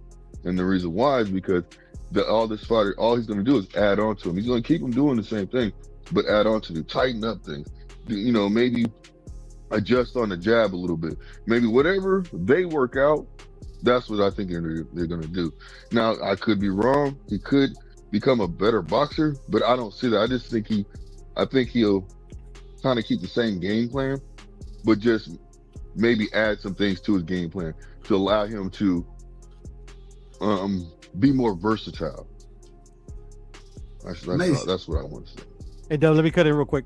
I agree with Blue and OTB. I mean, I don't think that he should change up what he does. But back to OTB's original question, like, what does Ronnie Shields bring to the table? For me, hopefully some basic in-fight strategy, because I thought the strategy versus Terrence Crawford, which is his only loss, was like all wrong. Like you brought up a good point, Dub, about how Errol was stepping. He said he was going to step, and he stepped, and Bud countered him all night, and that's because Errol did the exact opposite what you're supposed to do with a counter puncher, and that's feint. Like he literally went in with no feinting. To me, I don't know. I could be wrong. That's just basic in-fight strategy that any rookie trainer would know. But Errol didn't do that in his biggest fight. He paid the price for it. But he got whooped in that fight because he just walked forward. He didn't exactly. And no, we agree. I'm agreeing with you. Mm-hmm. It wasn't no fading. It wasn't no setting nothing up. It was me walking forward, trying to impose my will. Okay, I got that, and that's cool. That's cool against certain fighters. But when you get to that higher level, no, you got to have different wrinkles in your game. You know what I'm saying? And I think Ronnie Shields could definitely bring those different wrinkles. Yeah. And it's not like that style, or that game plan hasn't worked out. Like a guy that just comes stepping forward and just like throwing punches and bunches, a bunch of punches. But you have to have like real. I'm not saying that Errol don't tickle, but you have to have power. You literally, it's a grind. It's what do they call it? The word I'm looking for, I forget. But just like you wear a fighter down like that. But like Errol ain't that. Literally, like Errol has power, but he don't have power like that. He ain't got concussive power. He ain't got one punch knockout power. Exactly. He can do it He normally does it accumulative. You know what I'm saying? Like he break you down to the body, and then You know what I'm saying? That's when he get his stoppages and things like that. But even when he fought a Sean Porter or when he stepped up in competition, it was hard for Errol Spence to break guys down. It was hard for him. You know what I'm saying? He ended up in a lot of close fights that I'm not gonna say he shouldn't have been in. And I ain't gonna say they shouldn't have been close fights because, man, hey, it's boxing. You know what I'm saying? These guys can fight too. Well, a lot of that was how undedicated to the sport of boxing he was. Let's recall him flipping a Lambo, him drinking, he had to have a fat camp. Like, yeah, I mean, let's be real. He'll be real with you about it. He don't lie about that shit. He keep it real about how undedicated to the sport of boxing he was. The big layoffs. He had like 3 fights in 5 years at one point in time, at the peak of his career. Yeah, I mean, so a lot of that is to the and hopefully that's the hunger that allows him to come back to boxing and can inspire us to really get a different another wave of Errol Spence. I won't even say a different, I'll just say another wave of the same Errol Spence, because when Errol Spence is Errol Spence, boxing is different. Boxing is in a good place. He has a style that resonates with not only us as African Americans, but the Hispanic community because of the pressure that he put on you. How willing he is to break you down, you understand? And he's a body snatcher at heart, so he ain't really, you know what I mean, that's what he liked to do. And that type of style for boxing right now, shit, come on, man, that's box office. Amazing. Yeah. And I root for the dude because like he literally is, especially at the promoter that he has done like everything in his power to get every fight made. Like Bud Crawford versus Errol don't get made if it was for Errol, bro. And he gave up a lot of shit. But hey, I appreciate that we actually got the fight. And at the end of the day, I root for him, you know. One of the things is the same way. Hey, I picked EJ to beat Bud, right? Did I? I was absolutely wrong about it. No worries. My whole thing is man, he made the fight. Bud made the fight. I appreciate both of them because they made that shit happen. You know what I'm saying? And we have been asking for that for how many years? Motherfucker will argue. Man, as long as I know you, bro, you actually gave up on the fight, Dub. I remember. Hey, I started saying fuck everybody. I got to a point. I said fuck both fighters. Yeah, I remember you saying you weren't gonna talk about it. I said fuck the trainers, fuck the coaches, fuck the promoter. I said fuck everybody because I was like, bro, y'all just dragging us out. Y'all just dragging this shit on, man. Let's just make the fight. So for us to even get the fight, regardless of what I pick, I just want to see them niggas bang, bro. Like they were the best in the division. That's hey man, hey, can I ask a question real quick? Please. All right. Do you think the jump from 47 to 54 is significant when the gloves go from 8 ounces to 10? You know what I mean? And then the guy's going from like being able to be 160 on fight night to maybe 190 on fight night. You know what I'm saying? So I just wanted to know, like, you know, I think did that even make it more difficult for Keith and possibly Earl? But go ahead, and Boots too. But go ahead, bro. I think it does make a difference. The problem is the good thing is first, outside of one individual, Sebastian Fondora, outside of it, man, all these guys are blowing up, and they're gonna once they make weight, they're gonna rehydrate accordingly. All of them are. You know what I'm saying? So I had no problem with that. And even with Sebastian Fondora, the only reason I say outside of him because I don't even know he probably rehydrated a little less than they do. And he's so damn long and tall that he the cheat code. I think that Sebastian Fondora is damn cheat code. That shit don't work. You don't think he the cheat code? Man, when you use cheat codes in Grand Theft, you get rich. You get all the guns. You know what I mean? He's not a cheat code. Or God mode where you never lose. Yes, we not gonna do this. So you get flawless victories and one hit and shit. Yeah, you know I mean, man, no, he's not that. He just not that. All right, so all right. A lot. Hold on. We love to play a game over here. We love to play this game right here, right? Who beats who? We love to play this game, and now y'all got me. I ain't even expect to do this tonight, but we finna do it. Since y'all want to say he not that, let's do it. I'm gonna name, and every fighter I name, I'm talking about them against Sebastian Fondora. That's who I'm talking about. That so y'all understand what we talking about. Everybody understand the game? Yeah. True. Who beats who? Real quick, let me and before I start this, I'm gonna ask everybody to make. I gotta see who in order and who not in order. DJ, are you here? Okay. D-Ray, are you here? Yes, sir. Blue Hustle, are you here? Yeah. Piro, are you here? Come on. OTB. Yeah, sure, brother. Mr. Chapman. All right, so I don't know about DJ and Mr. Chapman. Those are the two names that I don't know if I can ask the question to because I don't know if they're here. But I think everybody else, y'all understand the game, correct? Yeah. All right, here we go. Every name that I name, we're talking about them fighting Sebastian Fondora. And we're going to start with the main individual. Well, I ain't going to say the main.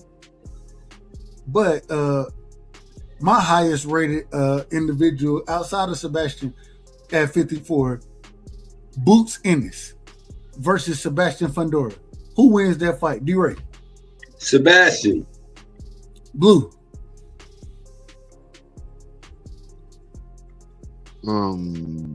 Sebastian Fondora. Who's the first person? Who's his opponent?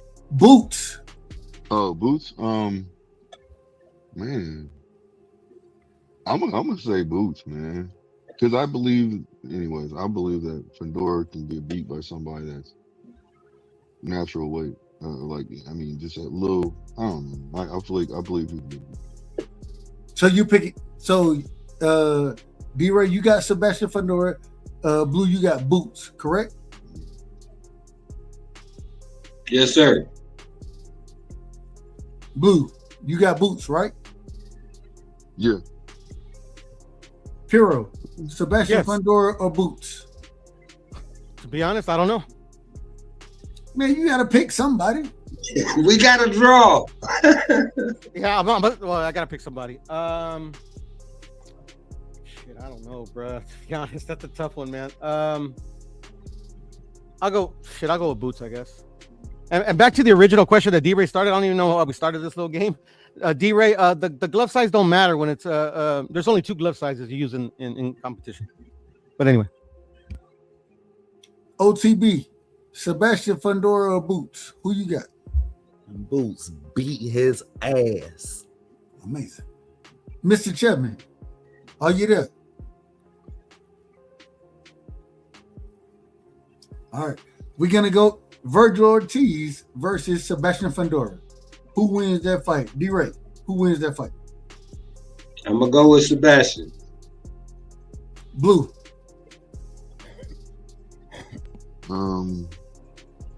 Man, I'm trying to do. Who would you say the opponent was? Virgil Ortiz, Virgil. man. Oh, God Virgil. damn. Yeah. Are you listening? What are you doing? Listen, What are you doing? I'm texting somebody, man. I'm multitasking. Gosh darn it. Well, man, I got. Yeah, let him multitask, Doug. Anybody that say Listen, "Gosh listen. darn it," you gotta let them go. Hey, look. Hey, look. I got I got Virgil, man. Piro, Sebastian. Yes, sir. Sebastian Fondora, Virgil Ortiz. Virgil. And also wanted to say what up to Cash, and that's the word I was looking for, Cash attrition. Thank you. Shout out to my brother, man. Hey, Cash, pull up. OTB, Virgil Ortiz or Sebastian Fondora? Virgil out pressures the pressure. Say that again. Virgil out pressure the pressure? Yep. Lord have mercy. Hey, you got my knee. Hey, I'm shaking over here. I think. So you picking Virgil to win? Yeah, I got Virgil. Lord have mercy. Real quick, DJ, are you there? Mr. Chairman, are you there? All right, they ain't there. We going to the next fight. Xander Zayas versus Sebastian Fondora. Who you pick, D-Ray? I'm gonna go with Sebastian. Blue. Sebastian. Piro. Yes, sir. Who you picking? I got Fondora. I actually think it's going to be pretty easy, to be honest, but I got Fondora. OTB. I got Xander. Amazing. Who else I want to ask about in that division right now? He's just our people. Charlo. Change. We can go to Charlo, man. Charlo, real quick, I gotta say this, man. The damn Charlo. Hold on. The Charlo, man. Them Negro, they get interviewed, and next thing you know, they start talking. You be like, man, shut your drunk ass up. Y'all don't be thinking Kelly? that. Josh Kelly? Man, fuck Josh. We'll get to Josh Kelly in a second. We'll get to Josh Kelly. Shout out to Al Heyman. So, real quick, the Jamel Charlo versus Sebastian Fondora. Who you picking, D-Ray? I'm gonna go with Sebastian, man. Blue. Dang, that's a good one. I'm gonna say, you know what? I'm gonna go with Sebastian's active, so I'm gonna go with Sebastian. I'm gonna go Piro. Fondora. Yes, sir. Who you picking? I got Jermel. But like, yeah, the inactivity, like, we don't know what Jermel's gonna look like when he comes back. But yeah, I mean, like, say hypothetically we get the best Jermel, yeah, Jermel. OTB. Male. Can you tell I'm leaving Fondora? I just don't. Man, Fondora finna fuck a lot of these guys up. I don't know about that. That's fine. I just don't believe. We got to see it play out. I may be wrong. I may be absolutely wrong. Real quick, I want to let y'all know. So I picked Boots. Get dropped. And then I got Fondora over Virgil. I got Fondora over Mel in this current situation. Josh Kelly. That's what the people asking me to ask about. So Josh Kelly versus Sebastian Fondora. Who do y'all have winning that fight? D-Ray.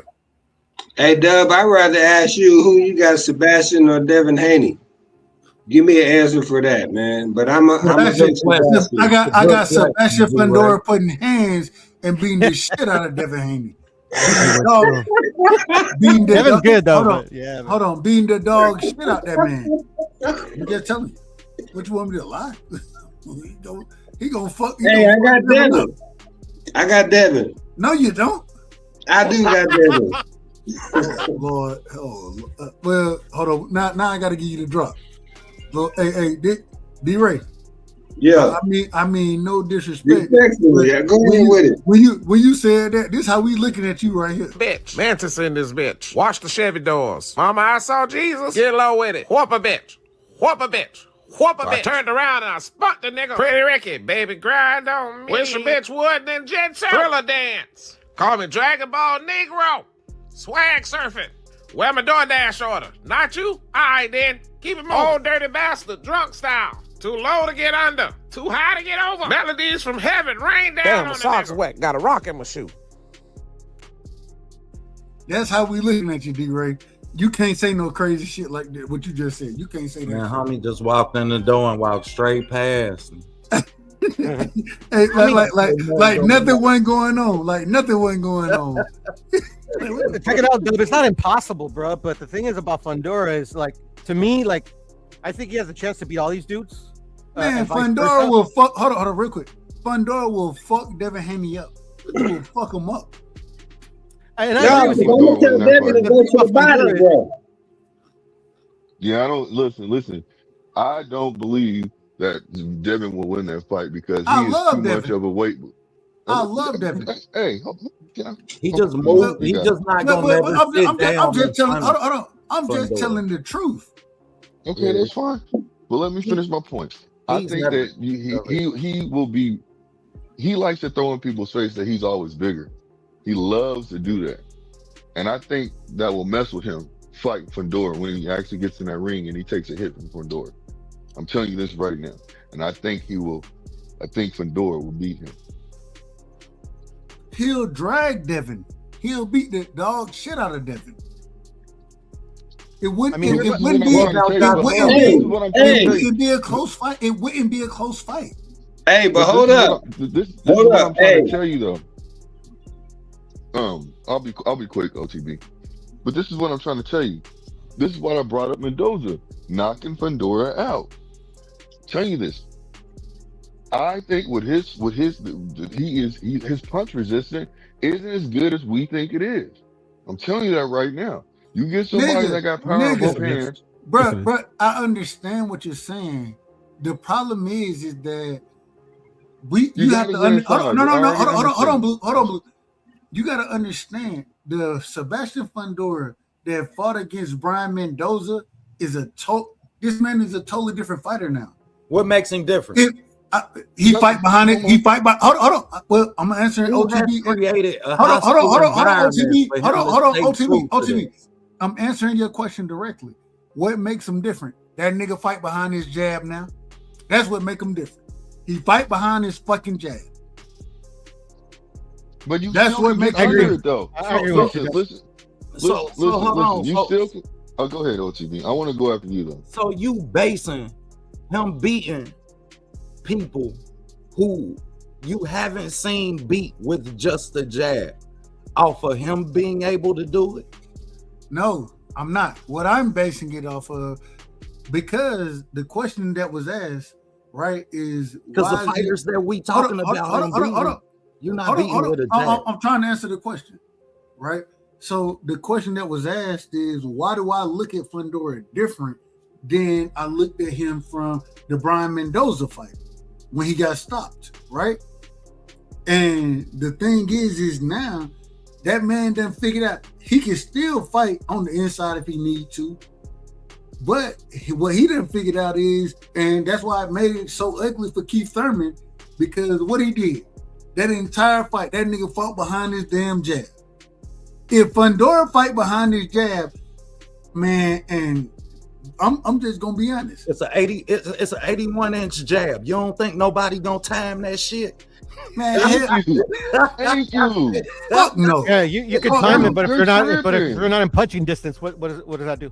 Nothing. Bruh, the only way you're gonna time hold on. The only way you're gonna time that jab is by taking some shit first, because regardless, and what is Boots got what's Boots reach? 73 inches? I don't know. Let him move up to 160 and fight Carlos Adames. Carlos Adames will beat Fondora. Move up to 160. Yes. But we're not talking about 160 right now. We're talking about 54. Yeah, Blue right. I'm just saying, if you have a fighter with that kind of fighting style, he can beat Fondora.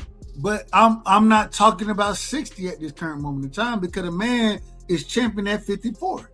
Exactly. I'm talking about those individuals. I'm talking about the individuals at 54, man. You trying to change the conversation. And these individuals at 54, when you say because he works behind his jab, this ain't a snap jab. This is a step jab, shotgun jab that he throws, which means you can time this weight transition on the front foot.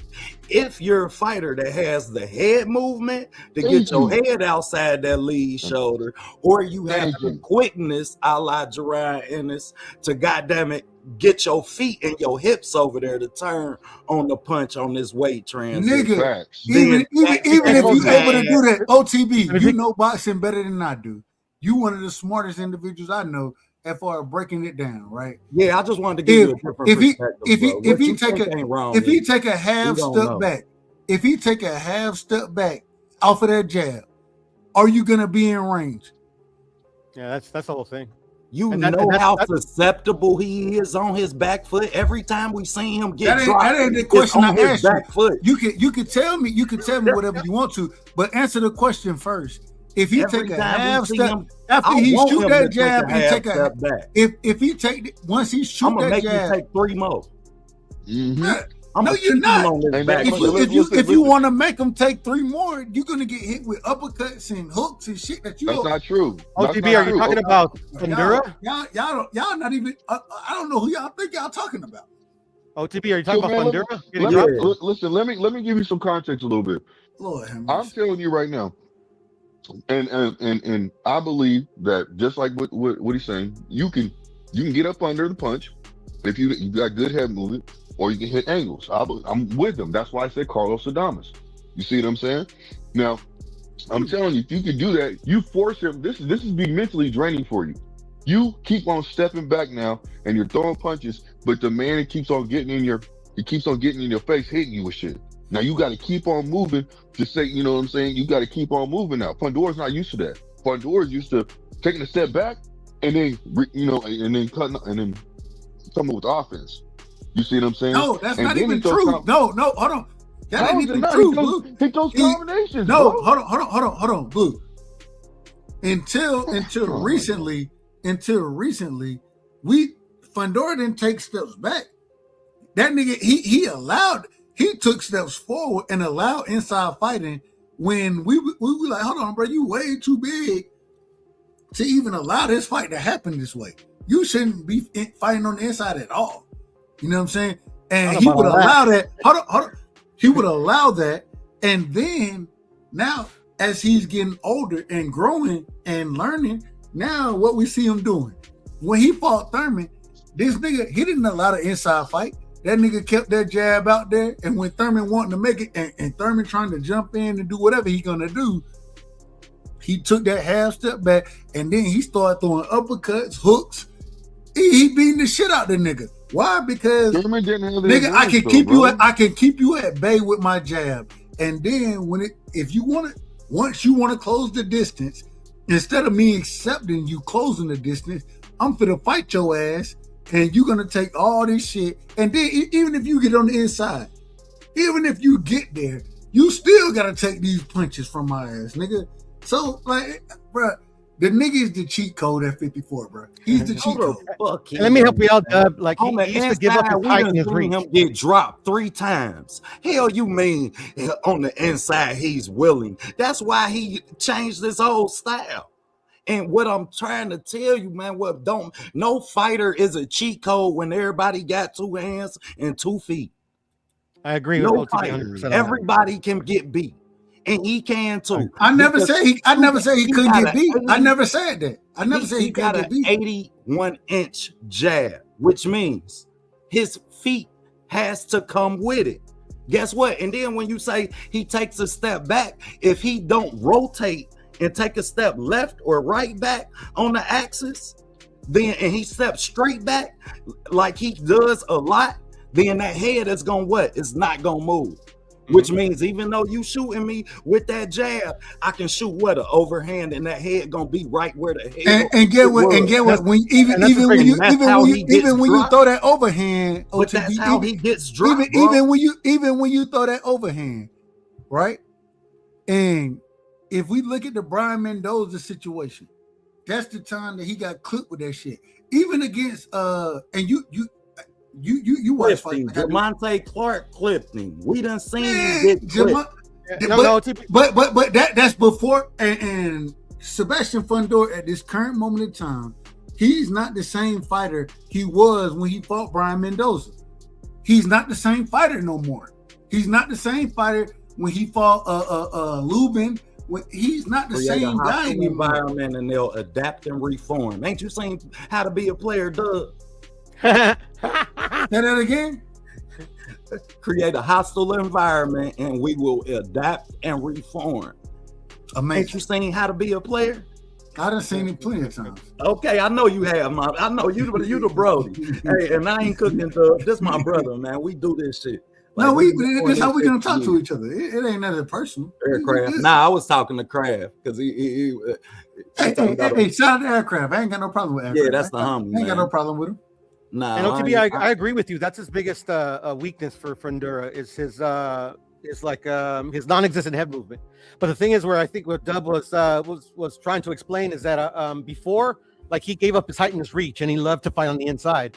So literally, like when he got clipped and he got cooked versus Mendoza, like literally, like that's where he took advantage. It's like literally he threw it, his head didn't move, and he clipped him. But now what he's doing, instead of like willingly giving up his size and his reach, he's starting off the fight, maintaining that distance and versus Keith, which is kind of a bad example because Keith didn't go in there to try to win. Like literally, like it was just kind of like a sparring match. Like, you know what I'm saying? Like literally, the guy can miss. Hold on, real quick. I gotta disagree with you. Real quick. Hold on. We gotta let Pirro finish.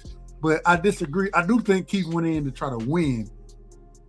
I don't think he had the right game plan. But go ahead. What game plan do you think he had? Hold on. Let Pirro finish, and I get to all of that, but let Pirro finish first. I'm curious. OTB, I agree with OTB though. Like literally, hold on. Let Pirro finish. Like, literally, I respect you, W. Know that, but like literally, if you go into a fight and not throw punches, bro, you're not going in there to win, bro. I mean, that's possible. But I'm done. All right, go ahead. Can I tell you, OTB? Can I tell you how he's supposed to win? No, I'm not. I don't want to know how he's supposed to win. Y'all know I break down this shit. I don't need to know. I want to know what plan you seen from Keith Thurman. Okay. Right? This is what plan I seen. I got you. This is the plan I seen. Y'all seen. I got you. This is the plan that I seen. What the fuck he told you in the presser. I'm gonna go in there and knock him out. And he said I gotta go up. That's why he was winging punches. He really went in there with that plan. So he just what it is. But that's not a plan. That's not like that's a plan. What do you mean? That's a plan. Hold on, plan. Boo, real quick. Throwing overhands, that ain't a plan. Like you in the club. That's not a plan. Like, that was dance club. Anybody who goes in throwing overhands, that like you're gonna like that's not a plan to win a fight. Listen, you can plan something and still not be able to execute, bro. Do you think that's a plan, Blue? Throwing overhands? I think he had a plan on moving around the fucking ring and trying to catch him. But yes, that I want to ask you. Do you think throwing overhands is a plan? I think that I'm telling you, I think that was his plan. His stupid ass was executing that in the fight. Well, hold on. My only problem with that is I seen certain situations where I seen Fondora head over his front foot. I seen Fondora lunging out to land that jab. So I'm not seeing Keith roll. I'm watching you try and get away, and you're getting caught trying to get away. So I don't see him implementing the things that you're saying you seen him trying to do, because there was opportunities there. Mm-hmm. Like it was one jab Fondora caught him with, where Fondora ended up damn near with his back damn near to one of the buckles, and Keith was rotating. And I'm like, man, shoot it. Like what like why are you rotating out? You should be, this is your time where you should be rolling on this punch.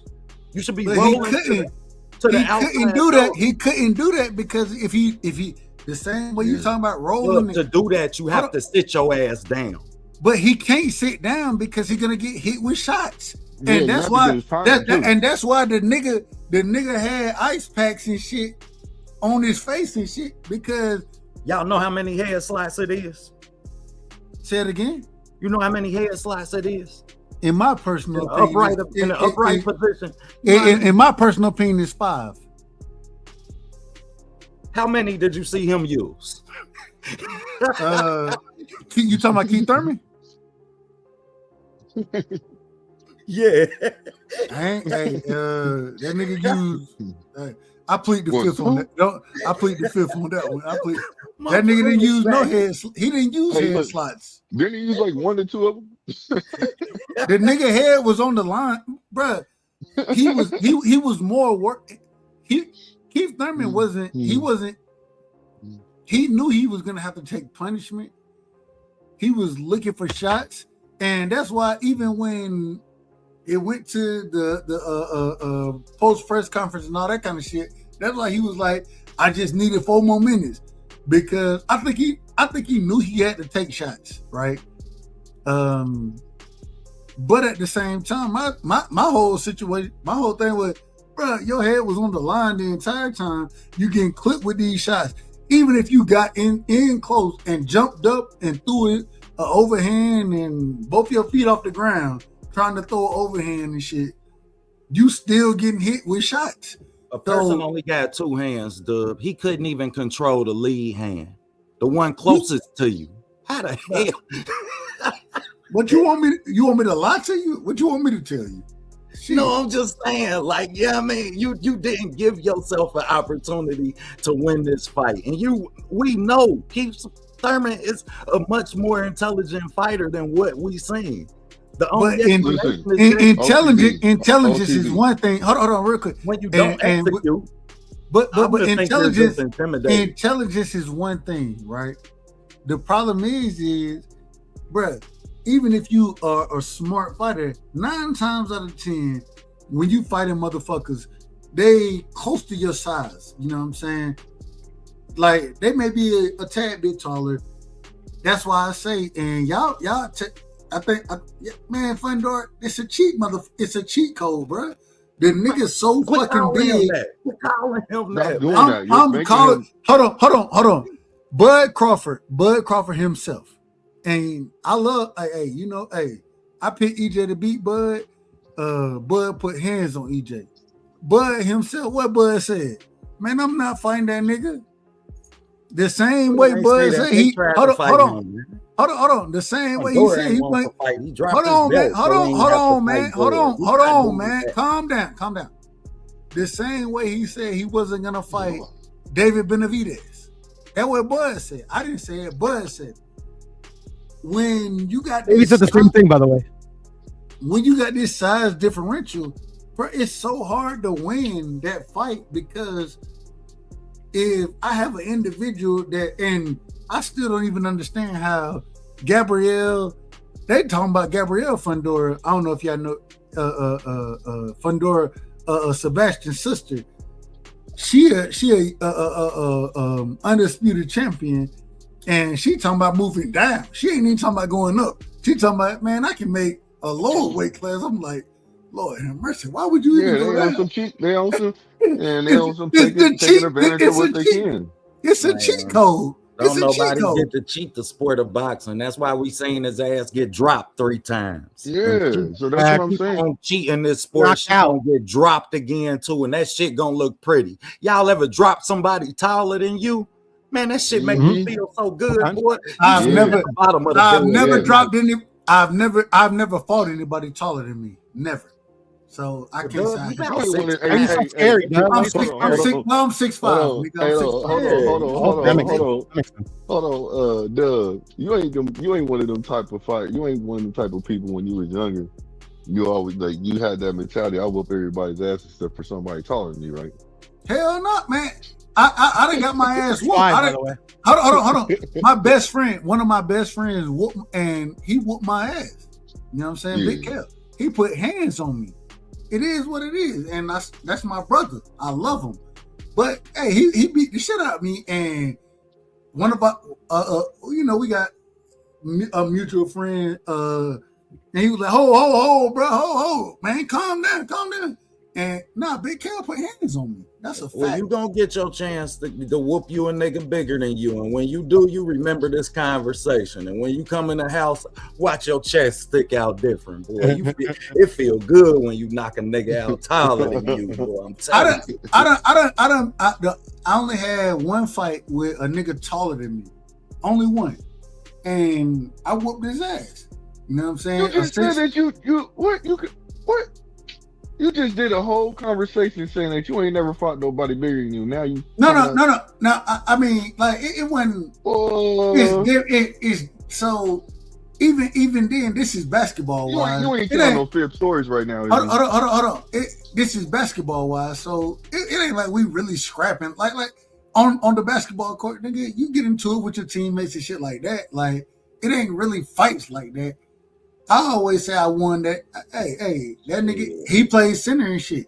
You know what I'm saying? It is what it is. I'm a 6'5" nigga. He a 6'8" nigga. At the same time, hey, we got separated accordingly. I thought I landed the better shots. Let me put it that way. You got the best of them. That's what you trying to Back say. to the Fondoras. I ain't knocked the nigga. Yeah, it ain't like I knocked. It ain't like I knocked the nigga out or nothing like that. But yeah, I got the better of him, in my personal opinion. Them Fondoras naturally skinny though, so yeah, I mean. Let me ask you something, OTB. And this is what I was talking about earlier. I really do feel like he does not have the punch resistance of people that are, that are walk around at that. If you get somebody that has the boxing IQ and has the power to get in there and get the job done, they gonna KO him, bro. That's just how I feel. But how did they close the distance? How did they close the distance? It depends on what kind of fighter. Listen to me. It depends on what kind of fighter. You smother the jab. Shit, you could smother a jab. That's why I said, listen to me. That's why I said Virgil Ortiz, Boots. You know what I mean? I think certain kind of people, Carlos Adames, I think those kind of fighters will be able to get in there and do what they got to do to win the fight or knock this man clean out. I mean, knock him out. This is the problem, and I want to spend the block accordingly on this one. This the problem. Too skinny and tall. We watch an individual, and correct me if I'm wrong, Erickson the Hammer Lubin. I'm a fan of Erickson Lubin, right? I'm a big fan. That nigga got his face broke against Sebastian Fondora, and this is when Fondora didn't have a jab. This is when the nigga accepted the inside fight immediately. And Lubin, the Hammer, he went out there throwing overhands, trying to get there, and got his shit fucked up. Well, would you he got fucked up. He got fucked up. Hold on. He got fucked up in that fight. And then now y'all telling me an individual like Sebastian Fondora that it went through, because I would never consider Erickson Lubin a cakewalk. I wouldn't consider him that. Would y'all? Real quick, would y'all give him a lot more credit? I mean, look, Virgil Ortiz beat him, bro. He knocked him out, beat him quick. Think about what you're saying. It's not what I asked. Just listen to what I'm saying. I hear what you asked, but the only reason I'm giving you y'all niggas won't even answer the question. I can't really talk. What was the question, brother? Is Erickson Lubin a cakewalk? Nah, Of course it's not. But you say that as if Erickson Lubin didn't drop his ass too. Like shit, I didn't say he didn't drop. I didn't say the bulk of his punishment before he finally sat down. But the nigga got his face rearranged around too much. He got his face rearranged in that fight. Yeah, moving around too much. It wasn't success. But even after that, Sebastian Fondora is a totally different fighter than he was against Erickson Lubin, and Erickson Lubin is, I think, in my personal opinion, how many fights has Sebastian Fondora had? You gotta, you know it better than I do. 26. 26 fights. You think a fighter can better than I do? You think a fighter can change in 23 fights? Yes. I watched it happen. In the fight against Erickson Lubin, did Sebastian Fondora utilize his jab against Erickson Lubin the way he did in the latest fights that he's had, specifically the Australian Tim Tszyu and Keith Thurman? Did he utilize the jab the same way against Lubin, in your opinion? And you watched them fights. No, but I seen Lubin laying the same. I mean, I seen Tim Tszyu laying the same shot that I seen, goddamn it, Lubin laying. That's the point I wanted to make too.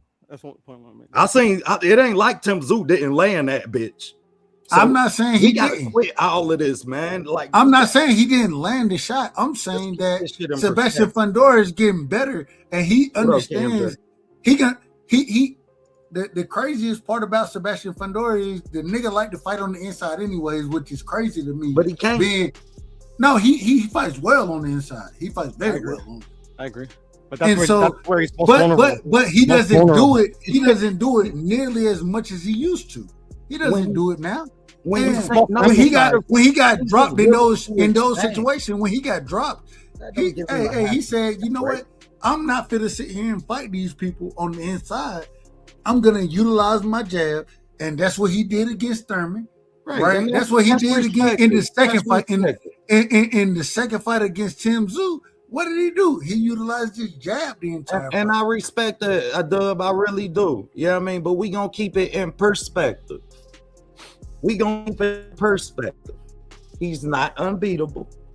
Yes, he's working his game plan. I'm not saying he's not beatable. Let's see. I'm not saying he's not beatable. Maintain the game plan in a hostile environment, because we ain't seen nobody make it hostile for him, and he have to remember why he changed to doing it. Yeah, but I'm not saying he's unbeatable. I'm not saying that. Oh, okay. When you say cheat code, that's what it sounds like. Yeah, exactly. I'm not saying he's unbeatable or anything. That's like a nigga at the bus. Hey, Doug, that's like somebody at the bus stop saying I could beat everybody. Man, be who? I'm not saying that. I'm not saying that. What I'm saying is that the way he's fighting now with his size and his range, his length, man, it's damn near.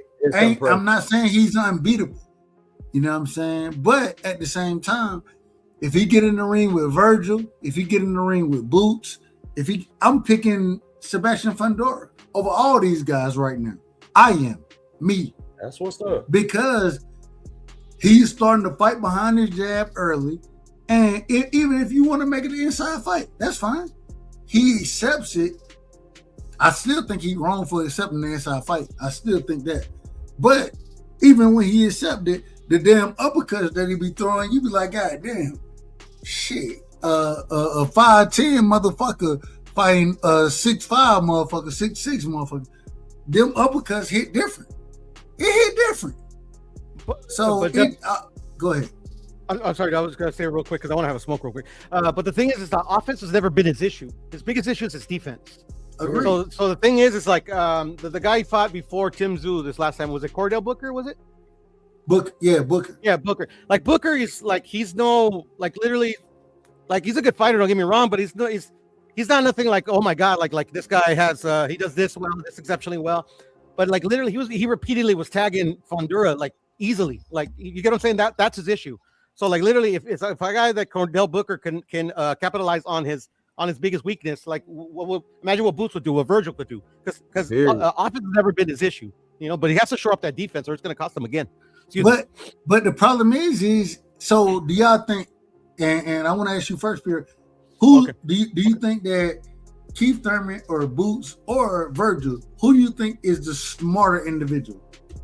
The smarter, like in terms of IQ? Yes. Between Boots and Virgil, who's the smarter individual? No. Boots, Virgil, and Keith Thurman. Who's the smartest one? I can't pick one in that aspect. To me, they've all shown different aspects of their intelligence in the ring. So I can tell you who's smarter, who's not smarter. I don't think that's a fair question, to be honest. All right, that's fine. We'll pass it around. Y'all let me know. D-Ray, are you there? Yes, sir. Who the smarter individual between Boots, Thurman, and Virgil? I'm going to go with Thurman. OTB, who the smarter individual? Kazi, real quick, I want to pull you up, but I don't know something. I don't know. It's something crazy going on. Okay, there we go. Shout out to my brother Kazi. Kazi, that's you? Yeah, that's me. All right. You know, it get out of order around these. But real quick, I'm not smarter, pure, you mean like ring IQ wise? Absolutely. I'm talking about ring IQ. I'm talking about IQ as it goes. Who has the better IQ as far as Thurman, Boots, and Virgil? who has the better IQ? I'm gonna say Boots. Amazing. I ain't got no And problem. it's with it. instinctive. Because he do the special things that you see Boots do, he do it so instinctive and fluid. We watching, I can't say Fondora, we watching him, goddamn it, just now perfect the jab. And it ain't even perfected, it's just good enough to do what he good at.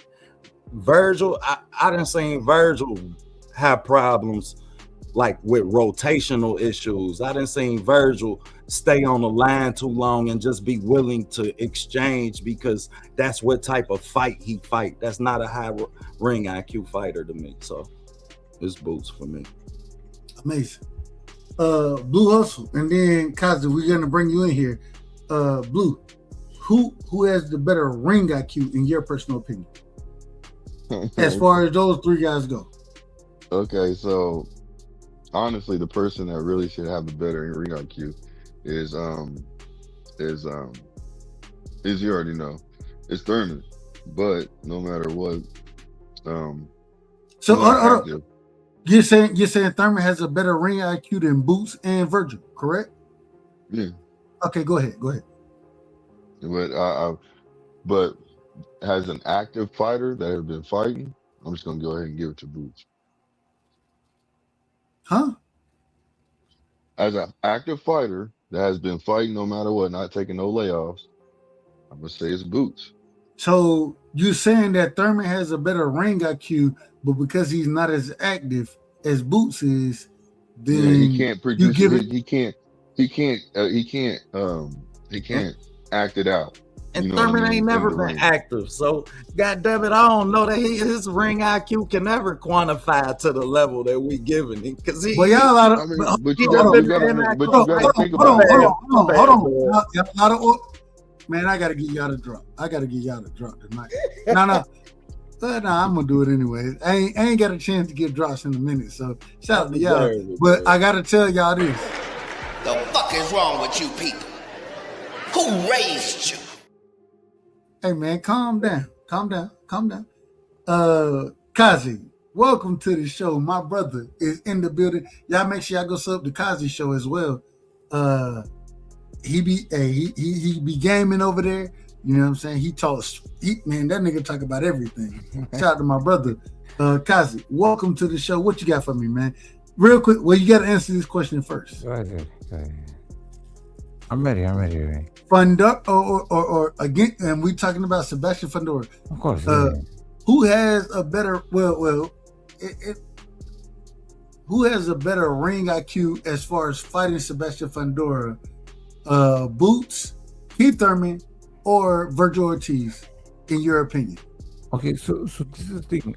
Do you remember when Fondora lost to Ramos? So what he was doing? Fondora didn't lose to Ramos, man. He got knocked out by him. Huh? You don't remember? You know Fondora got knocked out, right? That was Mendoza. You're right. My bad. So look, this is the thing, right?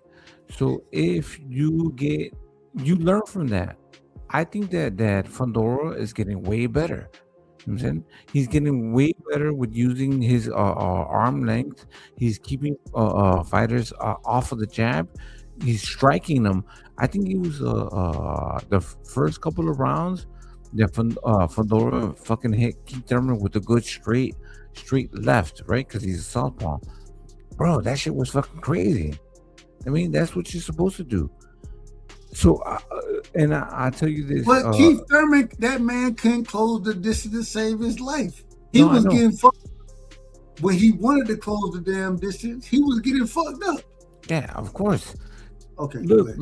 In the right side, I do want to see the old lineage of the PBC be finished. You know what I'm saying?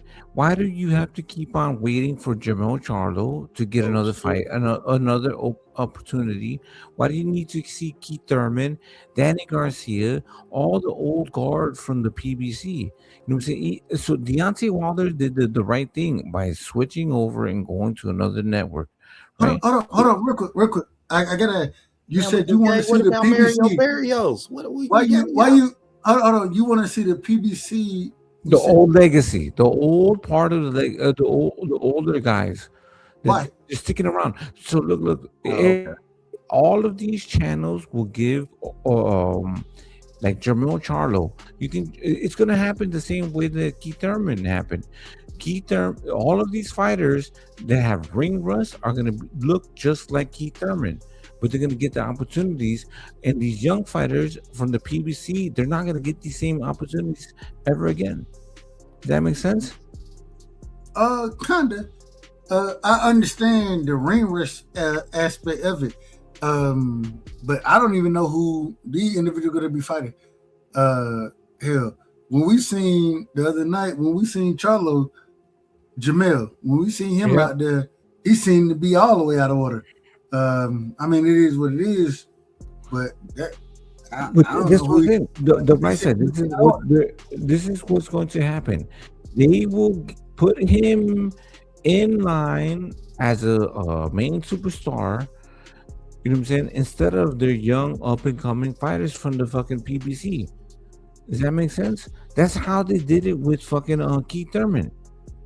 Either they sacrifice him to get some notoriety for Fondora, or they were setting him up for another fucking belt. You see the logic?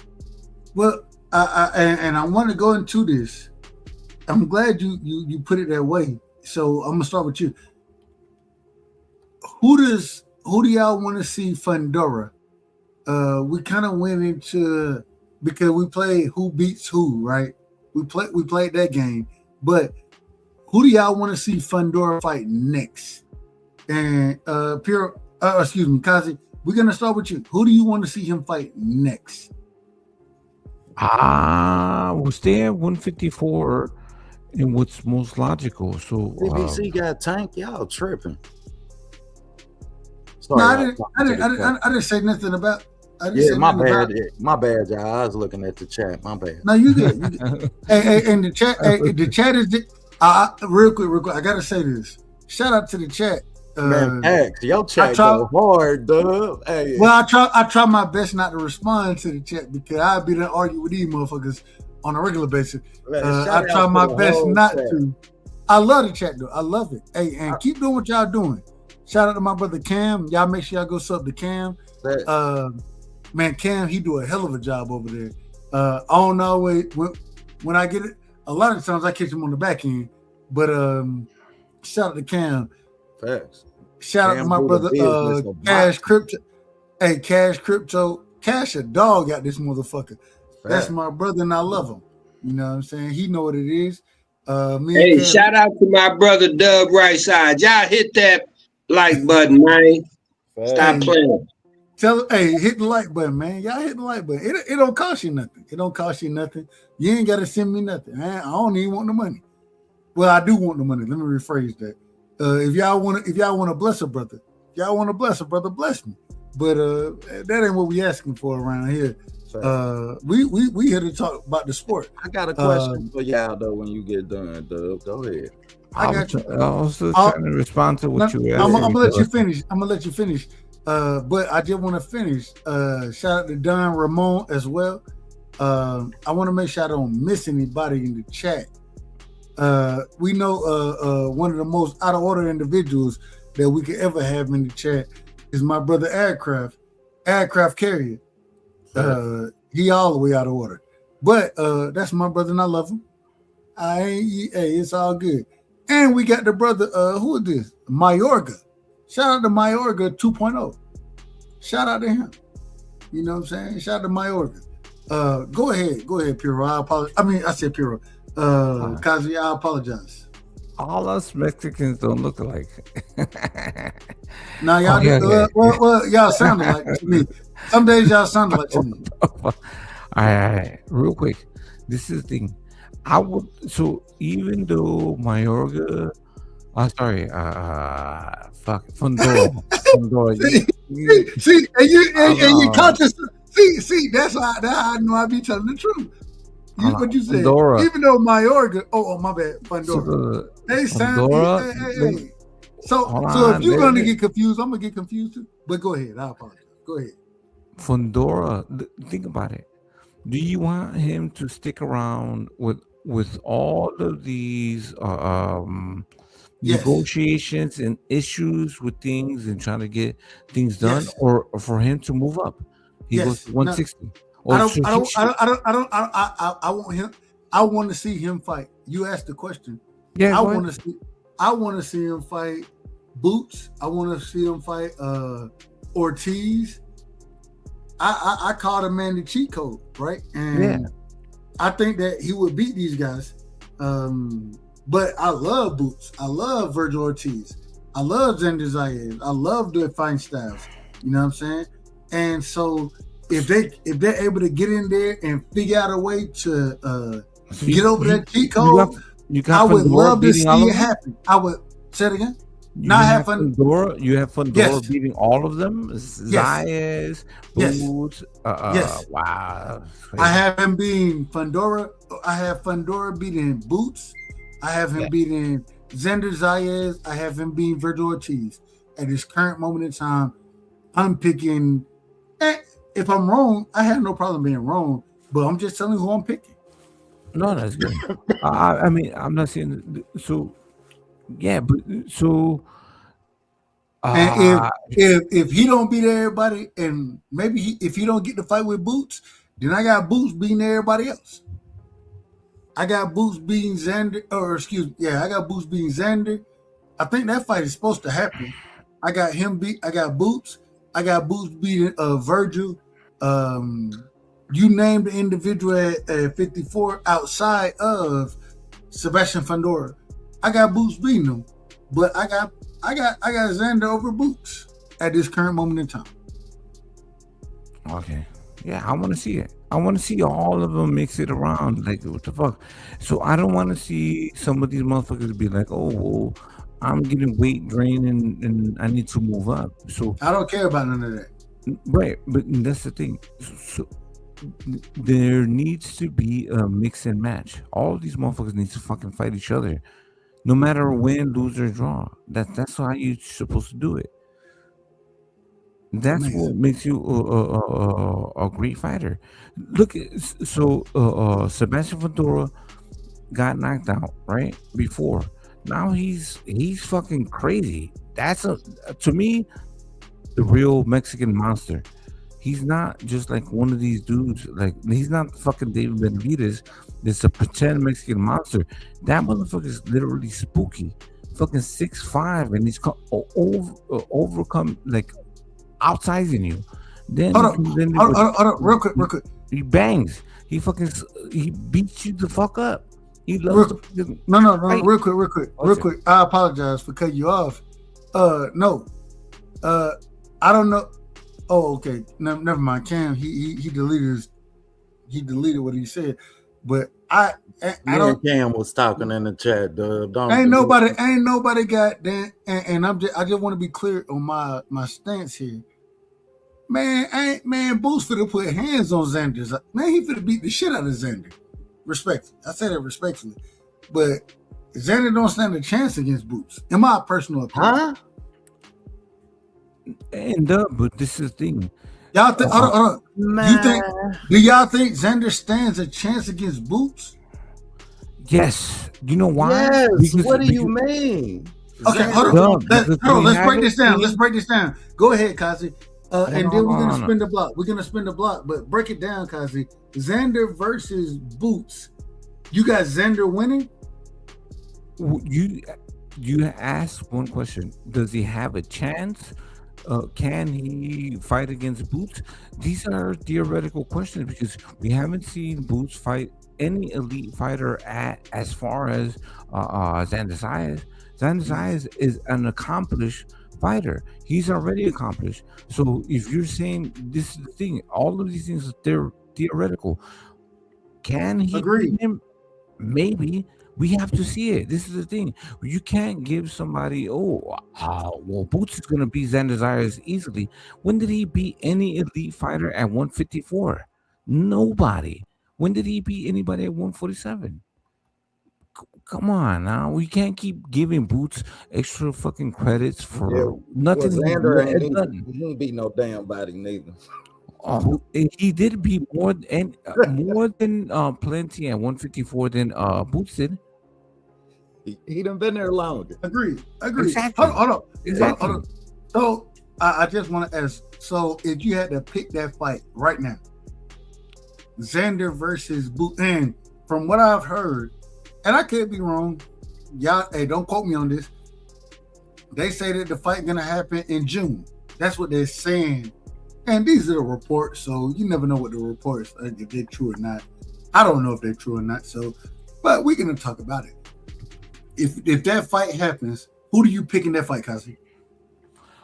See, this is the thing, because like I do think that both, what's it called? Legacies are built on fucking, they're just built on shit. They just gave them, they made them superstars. So I don't know who I would pick. I think Boots would probably beat fucking Xander Zayas. Xander Zayas is, I can see a lot of flaws in his game. So I can see Boots going in there. There is politics. There is politics for a reason. So, yeah, do I see Boots beating Xander? Yes. But who's the most accomplished at 154? So that's the thing, the OTB. I don't think that you have seen fucking Boots fight anybody accomplished at 154. Xander, real quick. According to Cam J, and y'all make sure I go sub to Cam J, do a hell of a job with his own show over there. He do a hell of a job and a brilliant individual. He said, hold on, real quick, OTB. He said that Xander versus Boots fight is locked, most likely June 27th at Barclays. So he's saying that the fight is locked in. I don't know that to be a fact, but I do trust a lot. Hey, if Cam says it, I trust. Hey, that brother, he's a brilliant individual. So, and once again, y'all make sure I go sub to Cam. But if he's saying it's locked, I trust him. I trust him on that. I believe they got a short showing Xander Zayas signing the contract. They're saying they're so it is locked. Yeah, that fight it live, is locked. bro. That fight live. Okay then. Yeah. So now instead of us talking about let's break it down. And Kazi, I'm gonna come back to you. I cut Kazi off. And so what we'll do is, but okay, well fine. We'll do things the right way. And y'all know when you're rocking with the right side, man, we're gonna do things the right way. So let me do things this way. Blue. We're gonna go blue, we're going OTB, we're going Piro, we're going D-Ray, then we're coming back to you, Kazi. How do y'all see a Xander Zayas versus Boots Ennis fight playing out? Blue Hustle, man, we coming to you first.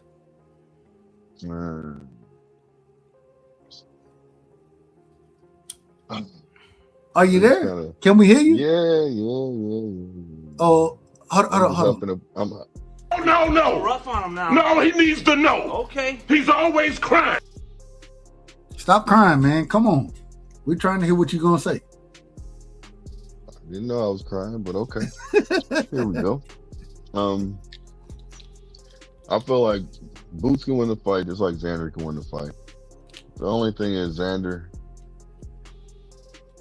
I think Xander's probably going to have like the best chance out of everybody that he's fought right now.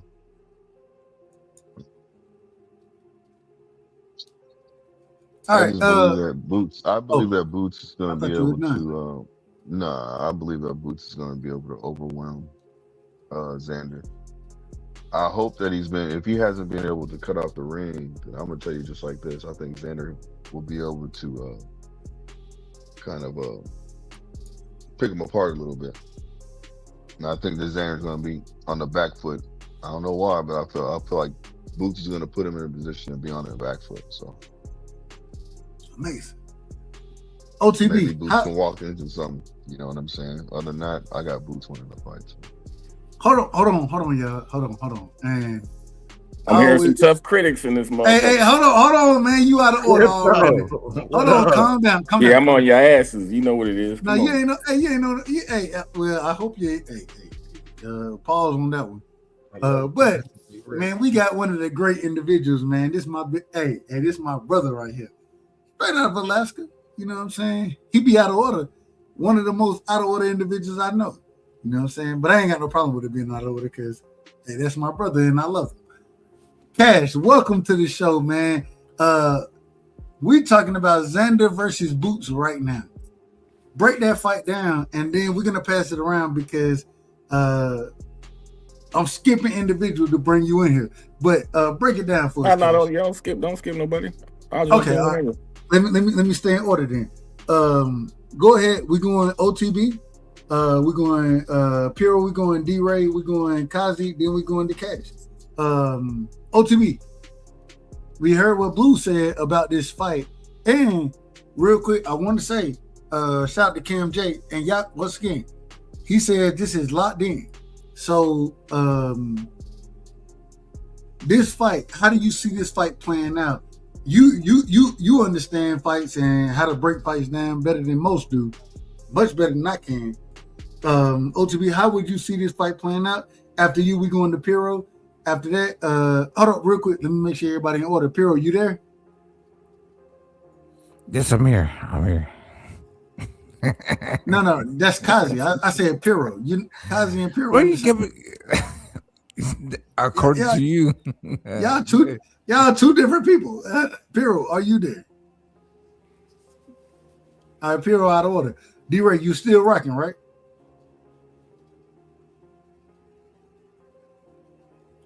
All right, well, here we go. We gonna figure out how this shit play out. OTB, it's on you. How you see the fight with Xander Zayas and Boots Ennis playing out? How do you see that fight playing out? I see it as a 50-50 fight right now until I really dig into the film. Worries for each fighter. My worry for Xander, he opens up a lot in the pocket. When you're fighting somebody with the hand speed of a Jerron Ennis, that can be a real problem. My problem for Jerron Ennis is he has a problem of dropping his hands and believing in his quickness too much. And I feel like Xander can really hurt him in this fight. My other worry for Jerron Ennis that I feel like I don't think Jerron Ennis fans are really taking into, what if he can't hurt Xander? What if Xander realized early in that fight I can win exchanges with him? And Xander can really, he's a big dude. And I feel like if Boots can't hurt him and keep him off of him, then it's going to be a long night. So you saying Xander got a better chin than we think he got? No, I'm saying that he's a big dude. Xander is, when you look at his build, his shoulders, I mean, how young he is. Like Xander, a big dude. When he come in the ring, Xander about to be like 180, 190. Fuck you mean?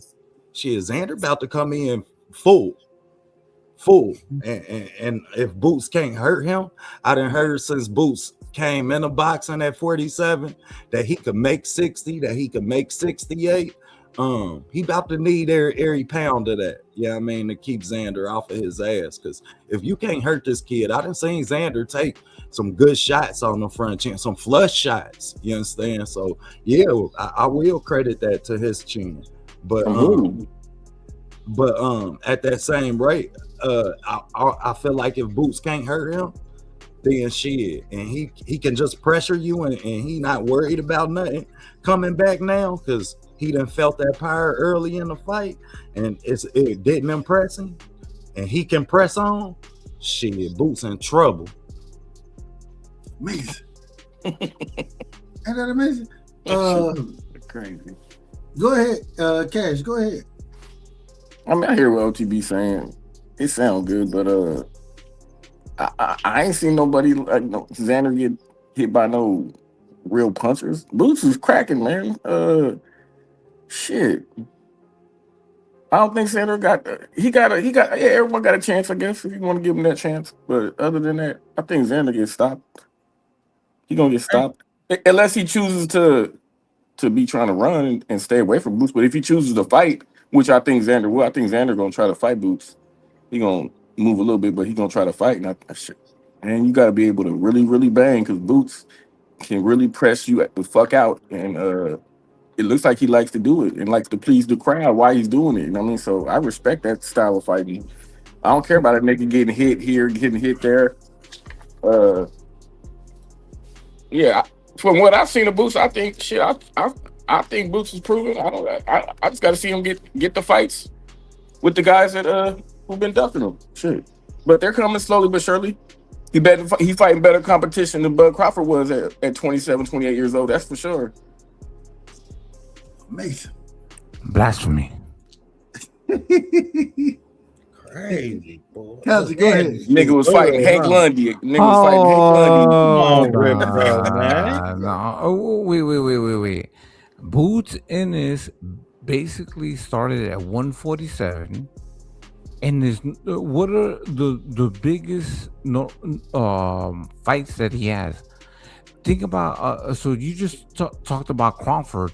You shaming Crawford when he was at 130 fighting actual opponents? Did you just say that, Crypto? Champions. Said what I said, bro. You said what you said. No, but you know what I'm saying. Hank Lundy, he was. I'm just saying that's the competition Bud was fighting at Dron's age. He was fighting Hank Lundy's. Okay. And Derrick Jones and shit. Who was Boots Ennis fighting? Come on, man. Compare. You think that you can compare fucking Boots Ennis and Crawford? That's crazy. Come on, Crash. You think that you compare the I'm just resumes? comparing level of competition at a certain age, bro. You trying to downgrade somebody to uplift another person? Think about who Crawford actually fucking fought. When did he fight them? At 135, he went to England and he was on HBO. Boots Ennis is barely getting on fucking barely on PBC. What is he doing now? Those fights were at 140, bro. Those weren't at 135. You're going a little too far back, but you don't got to melt. It's okay. I was just comparing competition. That's all, bro. No, there's no competition. So Boots Ennis compared to fucking Terrence Bud Crawford. You think that there's a comparison? Even as like if you like blinked in your eye, like if you're just looking through, you know what I'm saying? Like you're just like squinting. You think there's a comparison? Kukadajian twice. Who the fuck? Like, bro, come on now.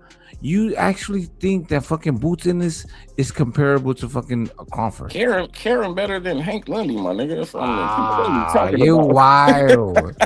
You are a Boots Ennis fan guy. Come on, guys. I like watching Boots fight. I'm not no super fan of none of these niggas. You know?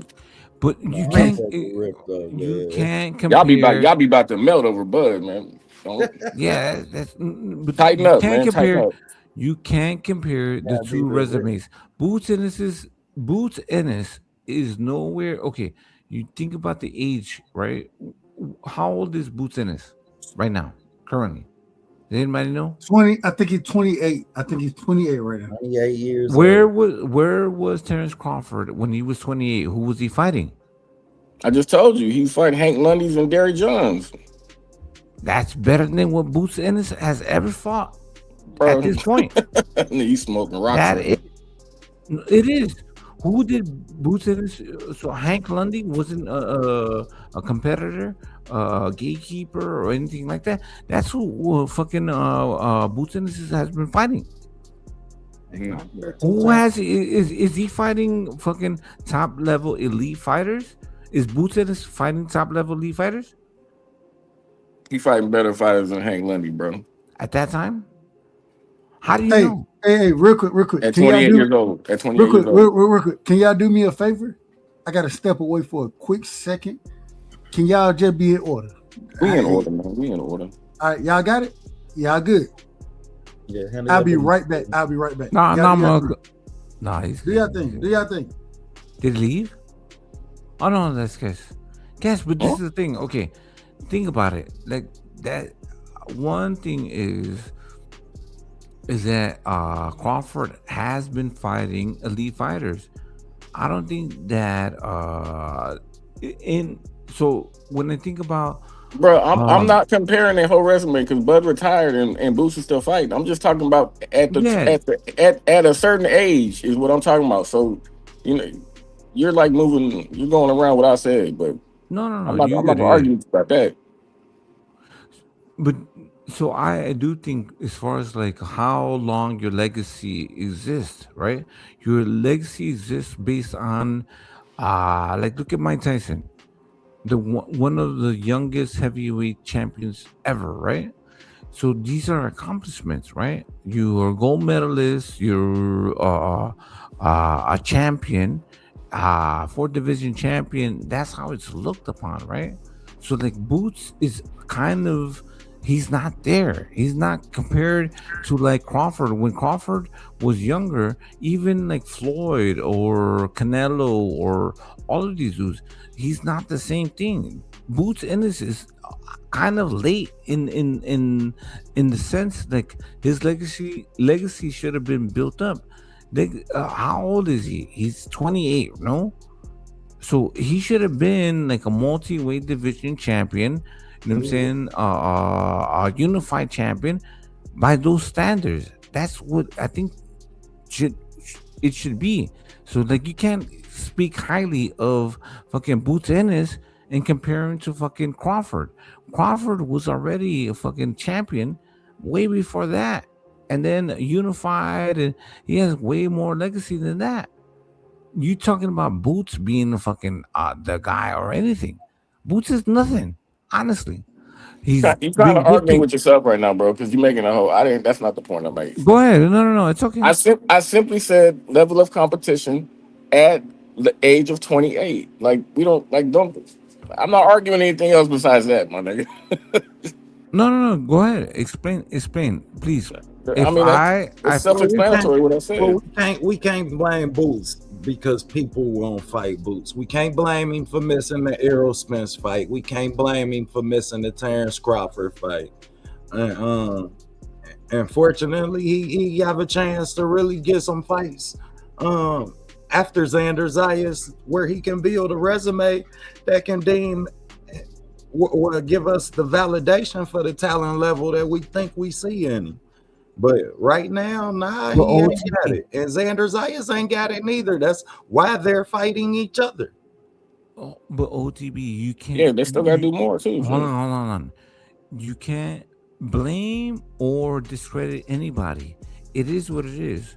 It's like until you get tested, until you get solidified, until you actually do the shit, then you aren't like. How can I prove that you are the real deal, right?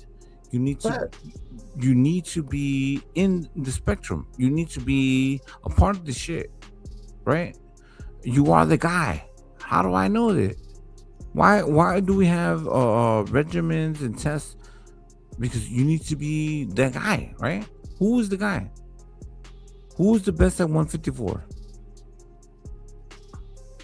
Facts and Jay Will. That's one of the reasons that I discredited. Yeah, I mean, Boots for a while. For a long time, I was real hard on Boots, man, and it was because I just didn't feel. Once you tell me that a fighter can make 160, 168, yeah, I mean, he get as big as that, and he fighting at 147, and that's where y'all started him at. Yeah, I mean, then I don't think that y'all believed in his talent that much. When you make a move like you just noted with the Lima, when you could have stepped straight up and fought Bakram, yeah, I mean, and not had yourself in compromising situations, then you're not believing in yourself.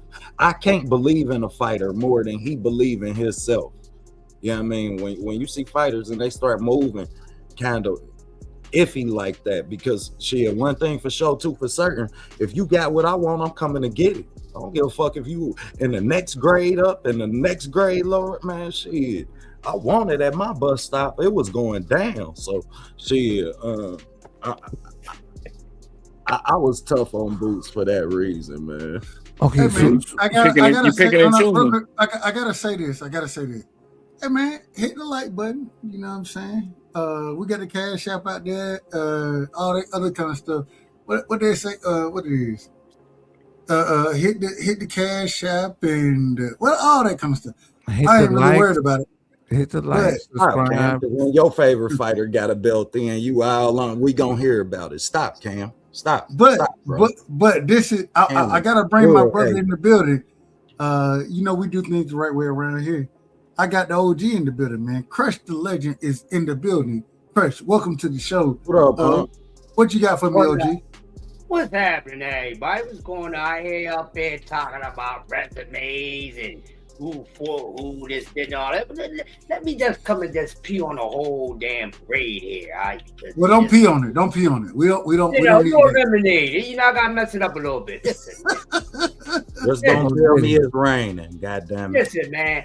All it's about this resume crap. Listen, let me tell you something. All these dudes is overrated. Every last one of them. Who you call these? Is Boots overrated? Is Boots overrated? Listen to what I'm saying, Doug. Let me finish, bro. I said all these guys is overrated. I'm not leaving nobody damn. No, but I'm asking specifically about Boots. No, I said everybody. That means everybody. Nobody. So you saying Boots is overrated? I said everybody is overrated. You heard me. Boots and everybody. Him, goddamn everybody. Damn it, shit. That's what I said. I ain't say a specific name. I said everybody. They all overrated. Every last one of them. Well, we gotta be. Sometimes we gotta be specific about this stuff. No. I wasn't being specific. I said everybody, so it's not a specific name, Duff. That means the whole damn clan, the whole band. All right, the drummer, the guitar player, the bass player, everybody. The piano player. Hey, shout out to the piano player, man. Shout out to the piano player. Uncle Fresh, what about the background dancers? You know, them too. You know what I mean? None of these dudes in this soft ass generation of boxing is really doing anything legendary that we keep thinking that they doing. Ain't none of these dudes got a stacked resume or a bunch of what you would consider as Hawk Future Bam Rodriguez. pound for pound guys and all this. These dudes ain't got no Bam Rodriguez. Bam Rodriguez. Bam Rodriguez. Bam Rodriguez. Hold on. Y'all let Crush finish, and then y'all can say whatever y'all gonna say. No, he said nobody. Calm down. It's talking. Bam. Let him finish first, and then you can ask whatever you want to ask. But let him finish getting his opening statements on. Now let me just keep this fair. Y'all gotta pay attention. But I mean everybody, motherfuckers, some people is guilty by association in soft ass generation of boxing. We gotta get everything on an even plan, cause y'all ain't gonna never keep it real about nothing any damn way. Alright? So like I was saying, none of these guys really got anything really elite on their resume. Half of these dudes got 30, 40 fights. You can't even give me 10 guys that was really in the top 10, was at their best, and none of that shit. A bunch of C-class fighters, especially at the beginning and even in the middle of their damn career. Not really fighting the very best of the best in any division that they've been in. This is just facts. So you can't keep saying, well, this person did this and this person did that, when they all basically did the same goddamn shit. Unless you got an easy pass. And even with those dudes that y'all calling elite, these dudes is not really testing themselves. You ain't really see nobody really challenge their damn self. Terrence Crawford, one of the best fighters of this generation. But look at the resume. Is it stacked with motherfuckers? No, it's not. A handful of dudes. We keeping it real. There's nothing to cap about. So to say, well, Boots ain't do this and he did that, ain't none of them really did anything. And I passed. That's what I got. Nothing can change my mind. They all in the same category until their career is over. Y'all keep judging their career. Y'all gotta let their career end, man. Y'all moving too fast. I'm moving too fast. How you going to judge something correctly and the shit ain't moving yet? But Uncle Crush, my nigga ended up 3-time undisputed. Yeah, title holder. Yeah, who he beat for him? He ain't defend shit. Who he beat for him? Who he beat for? I say he ain't defend shit. He's a title holder. We ain't talking about who he beat. He's a title holder. We know who he going beat. to get Mo. He's a title holder, but he never defended this shit, bro. He a leprechaun. He going to get Mo. Oh, man. He just kept going to get a bigger pot of gold, huh? He was an opportunist, nigga. Cut it out. There you go. Wait a minute. Hold on. I gotta say this. Opportunist. What? I understand y'all don't like Bud Crawford. I understand that. This shit crazy. But to sit here and the way y'all talk about it. Hold on, man. Calm down. No, you said people don't like No, Bud Crawford. hold on, man. Calm down. I'll let you. We gave you the floor.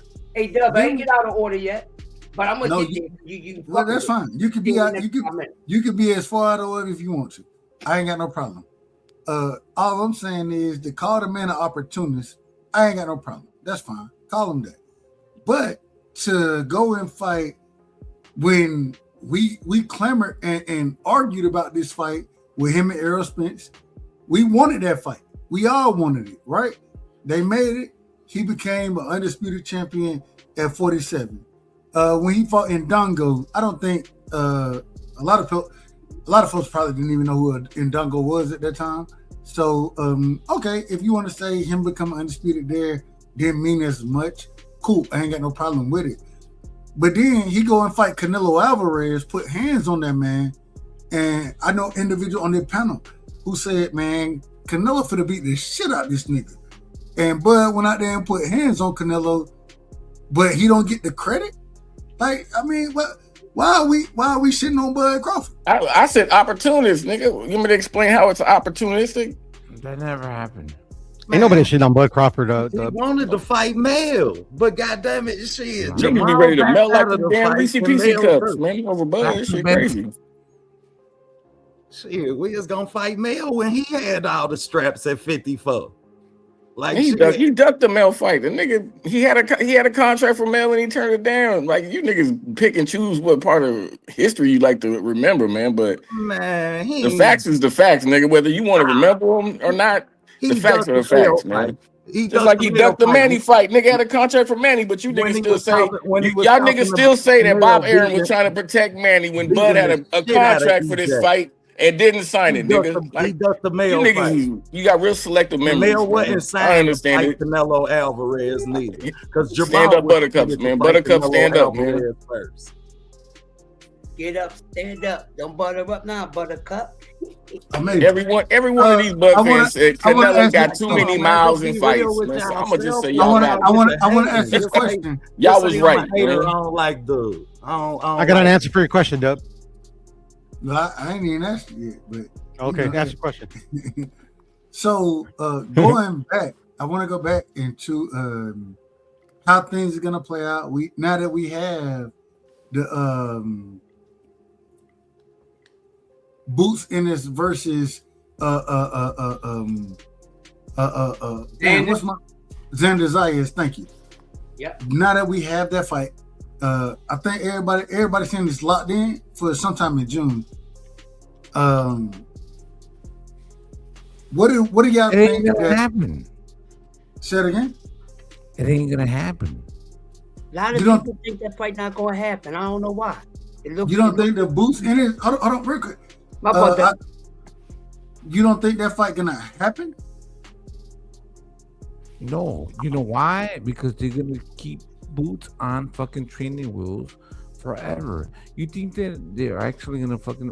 When did they put Boots in actual legitimate fight? Right? What is this credibility? What is this? Why do you think that Boots is something? What did he actually win? Who did he actually beat? Look at his credit, his record. Do you think they're gonna do that? No, think about it. Break down these fucking hollow fighters. They don't have no fucking credibility. They haven't done shit. They're supposed to be. The fans know that these fucking fighters ain't shit. They're trying to sell you fighters like Boots that never done shit. What did he did at 147, or is doing at 54? Real quick, Cam Jack, let me know where I can follow you at. I see you say on Instagram. Y'all know I ain't the smartest person, so I ain't really on Instagram like that. But I'll try to find you. All I'm saying is, so guys, you're saying that the fight between Boots and Xander is not happening? Is that what you're saying? I think it won't happen. You know why? Because it hasn't been built enough. Xander is not even a fucking a big name, right? So why are you trying to put two of these fighters? So Well, the Ortiz, reason, with the reason, and I'm going to answer your question directly. The reason we're trying to put these guys in the ring with each other is because Boots, a unified champion at 47, moved to 48. To 54. We want to see him fight Virgil. Seemed like Virgil got something going on. I don't know exactly what's going on. yeah, With that's just him not and gonna Oscar. happen. Hold on, calm down. I don't know what's going on with him and Oscar. I don't know. But it does seem with Virgil being a unified champion at this current moment in time, and if you're not gonna fight Fondora, or even if you were to go and fight what's Josh Kelly, I wouldn't even mind that fight because once again you gathered another belt in that fight, but Boots is one of those guys that we've been speaking about. Same way we speak about Xander Zayas. Oh, excuse me. Not Xander. Virgil Ortiz. The same way we speak about Virgil and the way we speak about Boots. These are two of the top guys in the division. You know what I'm saying? So we want to see everybody get to smoke with each other. So that's why I think, according to what's being said right now, and with them going and signing with Top Rank, now moving over and signing the deal, having the deal with the Zone. Well, you got if you're dealing over there anyways. Well, Eddie Hearns and Boots been working together. Hey, we're gonna put you in the ring with them. You know what I'm saying? Y'all both big names. This is a big fight. You know what I'm saying? So I don't know. That's what we would love to see. Why wouldn't you want to see it? Let me ask that kind of thing. Why wouldn't you want to see it? It's not. I want to see it. I'm just telling you. Like, I don't think that Boots at this point is a big name. You know what I'm saying? You don't think? You don't think Xander Boots a bigger name than Boots is? I think yes. Yeah. You know why? Let me tell you this. Hold on. OTB and the right side. Because the Puerto Ricans, you remember, they are looking for the new big star. Who else is bigger than either Xander Zayas or what's her name? She's a Puerto Rican fighter. Amanda Serrano? Yeah, Amanda Serrano. Right. That's what they're looking for. Bro, they have high hopes. Bro, at one point, the Puerto Ricans used to be one of the biggest threats in all of boxing. You know what I'm saying? Mexicans, Americans, you know what I'm saying? They were the trifecta. There was no UK fucking boxing, Filipinos, and nothing else. Well, I'm saying if he global loses, dominant. if Xander loses, they're still gonna be receptive of Xander. That community, they don't throw you in the dirt because you lost. No, they don't. I mean, Xander's young. That's a receptive community. They love the sport. So they're still OTB. So what happened to Berlanga? That was so imagine Berlanga and Xander Zayas is actually the truth. Right? They didn't throw Edgar Berlanga away. They didn't throw him away. They still the Puerto Rican fans, they still support him. Even though he went out there and he done lost a couple. That's so they don't have a problem with that. They still support the man. And what makes you say that, Dub? Hold on. You're saying the Puerto Ricans don't support him? No, I'm asking you a question. What makes you say that Puerto Ricans still support Berlanga? If you look at the support he gets online, those type of things, they never threw the man away. The way I'm asking that question is because what I see online is 50-50. A lot of people like shitting on him like he's dirt, and a lot of people saying, he'll bounce back, stuff like that. I don't know how you can just make that. I mean, I get it, because so you think the Puerto Rican, you think they threw him away? I don't know what to think, to be honest, because like OTB was saying, and it got me thinking about how that community is usually receptive to their fighters.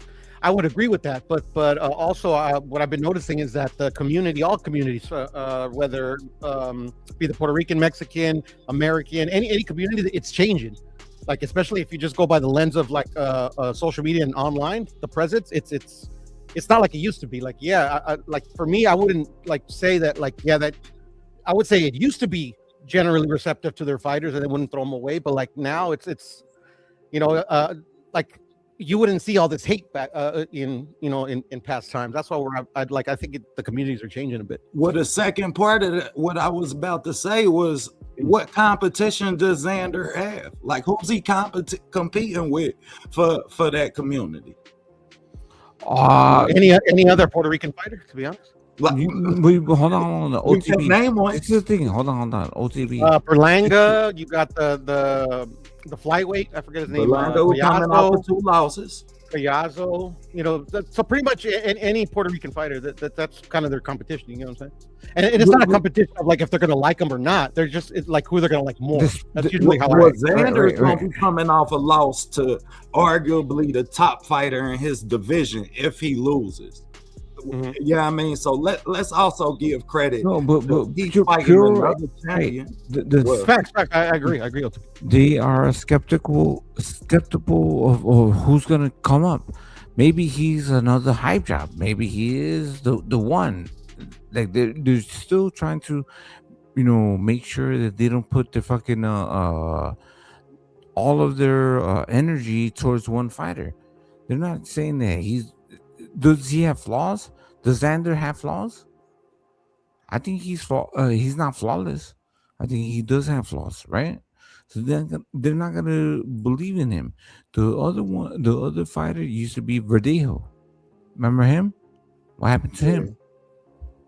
He murdered somebody. Yeah. Nigga got a body. Shit. An actual one, yeah. Out of the ring. It's not funny. I'm about to get off the line even talking about him. Man, shit. Also, kind of like real quick. Y'all be in order. Give me 1 second. I gotta step away. Y'all give me 1 second. But y'all keep doing your thing. Y'all keep going. Sure. And also kind of also TV, what I've been noticing too, like I wouldn't say I'm tapped into like to the Puerto Rican community, but I'm as tapped in as being a Mexican fan. Like I'm always kind of like have my ear out because we got a kind of like a rivalry in boxing, not kind of, but you have that rivalry. And what I noticed, especially in the Berlanga Canelo fight, that Puerto Ricans are itching for like a star. You get what I'm saying? Like I remember when the Canelo and Berlanga fight was first announced, I was like, this fight's not gonna sell 50 pay-per-views, But I was sorely mistaken because I remember seeing the videos of like people having like block parties with like big screens watching, and then I got to thinking, I'm like, Puerto Ricans, what it is they're really like yearning for like a star, somebody they can get behind. So like I think any Puerto Rican boxer, especially the ones like you're saying that fight the competition that that kind of warrants us like good competition that we actually want to see. Like they almost have like an easy layup to like to get the Puerto Ricans behind them because they're like itching for like a star so bad. Right. Shapiro, this is the same thing with the Filipinos. So there was the Filipinos, the Puerto Ricans. Filipinos love fucking boxing, bro. They would support that shit. I get it, but the difference with the Filipinos that they had Manny for such a long time. Tito's been a while. Yeah, that's it. Yeah, it's been a while. Yeah, no, Puerto Ricans have been around for a long time. Yeah, they have. But like a big star or like a big champion, it's been a minute. I remember this is a while back. I remember I was watching this when I first started watching like boxing content on YouTube. Some guy made a really good point that like there was a point where like a cool like 3-year stretch where Puerto Rico didn't have one champion, and especially that fan base that's like literally they're in nuts about their boxing. So I get why like, oh man, like they're like itching to get one of those big ones back. No, but see, this is the thing. So the Puerto Ricans still watch boxing because I've known them. But this is the thing. So when I used to go to the barber shops, and I would talk to all the Puerto Ricans because this is Puerto Rican neighborhood. So they were watching fights. Like they watched the Canelo versus Berlanga. They knew Berlanga was going to lose, but they just wanted to see a fight with a Puerto Rican.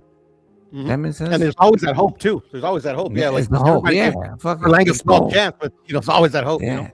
Yeah, you think about it. He's the underdog. Imagine if Berlanga did be fucking Canelo. He became a superstar. Be, like literally became a superstar overnight. He would have became what he thought he became by losing. Right. So that is the logic. So we do praise the underdog. We think that they can beat the main guy, the Everybody big loves the superstar. underdog, brother. But most likely they're not gonna be able to do it. That's how it happens. That's the beauty of the sport of boxing. Is like it like I wouldn't say, oh my god, it happens all the time, but it happens more than you think. And that's the beauty. It's like even that's why like in boxing, why I still watch boxing is like literally like you could be the most skilled, like literally like it's like there's no way this guy can lose, and the guy ends up losing. That's the beauty of it. It's like the guy doesn't win until they get in there and execute. The thing is like you can be the most skilled, but if you don't have a chin or tolerance or endurance to go 12th round, if just imagine you can be the most skilled fighter, right?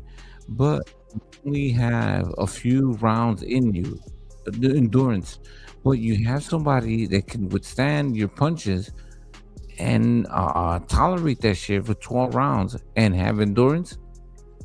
You know what I'm saying? What would you rather have? But this is the look. You have to be a complete fighter. The complete fighter has all of that shit. Chin. But I think we done missed. Sometimes it doesn't mean anything. But I think we done missed the entire point. And I ain't even gonna lie to y'all. I'm getting ready to shut this motherfucker down. No disrespect to anybody. You know what I'm saying? It's getting late for me. And It's all right, Dub. You got some pussy coming over. We understand. No. It ain't nothing crazy. hey, you never mind. We'll talk about it later. See what I tell you? It's all good, man. I'm proud of you, Dub. I'm proud of you, man. Go tell that shit up. I want everybody to get their last words before we shut this thing down. I'm going live. I'm going live in a little bit. No, we going. Oh, you about to go live? Kazi? Yeah, a little bit. Yeah. So y'all, make sure y'all go pull up on Kazi's show when he go live. Kazi, well, hell, since you're gonna go live after this, give me your last words and let the people know where they can find you and what you got going. The sport of boxing is the best sport, and this is how you actually resolve problems, putting fist to face and accepting a loss. That's it. I like you, man. What's the name of your channel? He not lying. That's what he said. That's the way you fix shit is by putting fist to face, nigga. Man, what's the name of your channel, bro? Let them know where they can find you, Cosmic. Cosmic One, KOZMIC 1. That's it. Amazing. I'm so man. All right, hey, Kazi, I'm gonna pull up on you in a few minutes, man. I'm gonna pull up on you.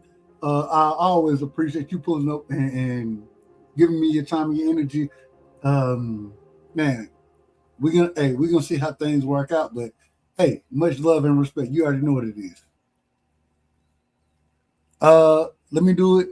Blue Hustle, are you there? Mm-hmm. All right, hold on. I just want to check to see who here first. Piro, you there? Well, I know Piro there. Simon, man. OTB, I know OTB there. Yeah. D-Ray, are you in the building?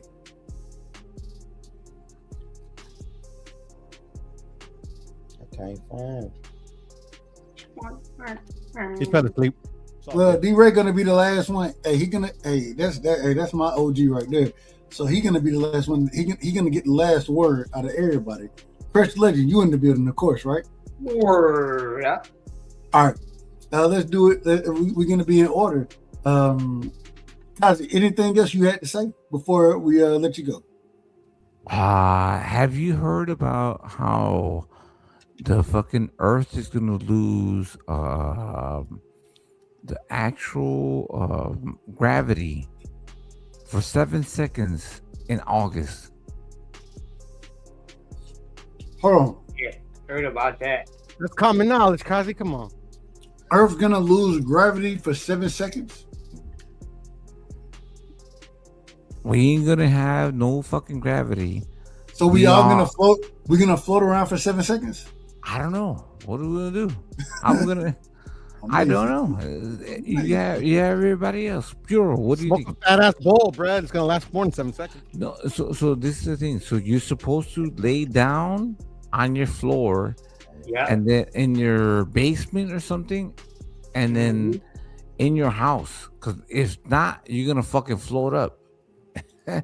For 7 seconds, there's not gonna be no gravity. That's it. Man, I live in Southern California, cause ain't no basements out here, bro. But hold on to somebody. I don't know what the fuck. Bro, you think Wait, I have wait, the answer? cousin, this is incredible. So you're telling me right now? I just gotta say this. You're telling me that for 7 seconds of my life, I need to just lay down, and even though me laying down, gravity still is gonna, because there, according to you, there is gonna be no gravity. According to me, no. Well, according to whoever. Oh, but there's gonna be no gravity, so y'all like lay down in the bathtub like it's gonna help something. If there's no gravity, I'm gonna float up in there anyways. It don't matter where I'm at. It don't matter if I'm in the bathtub or not. It don't matter where I'm at. I'm still gonna float, right?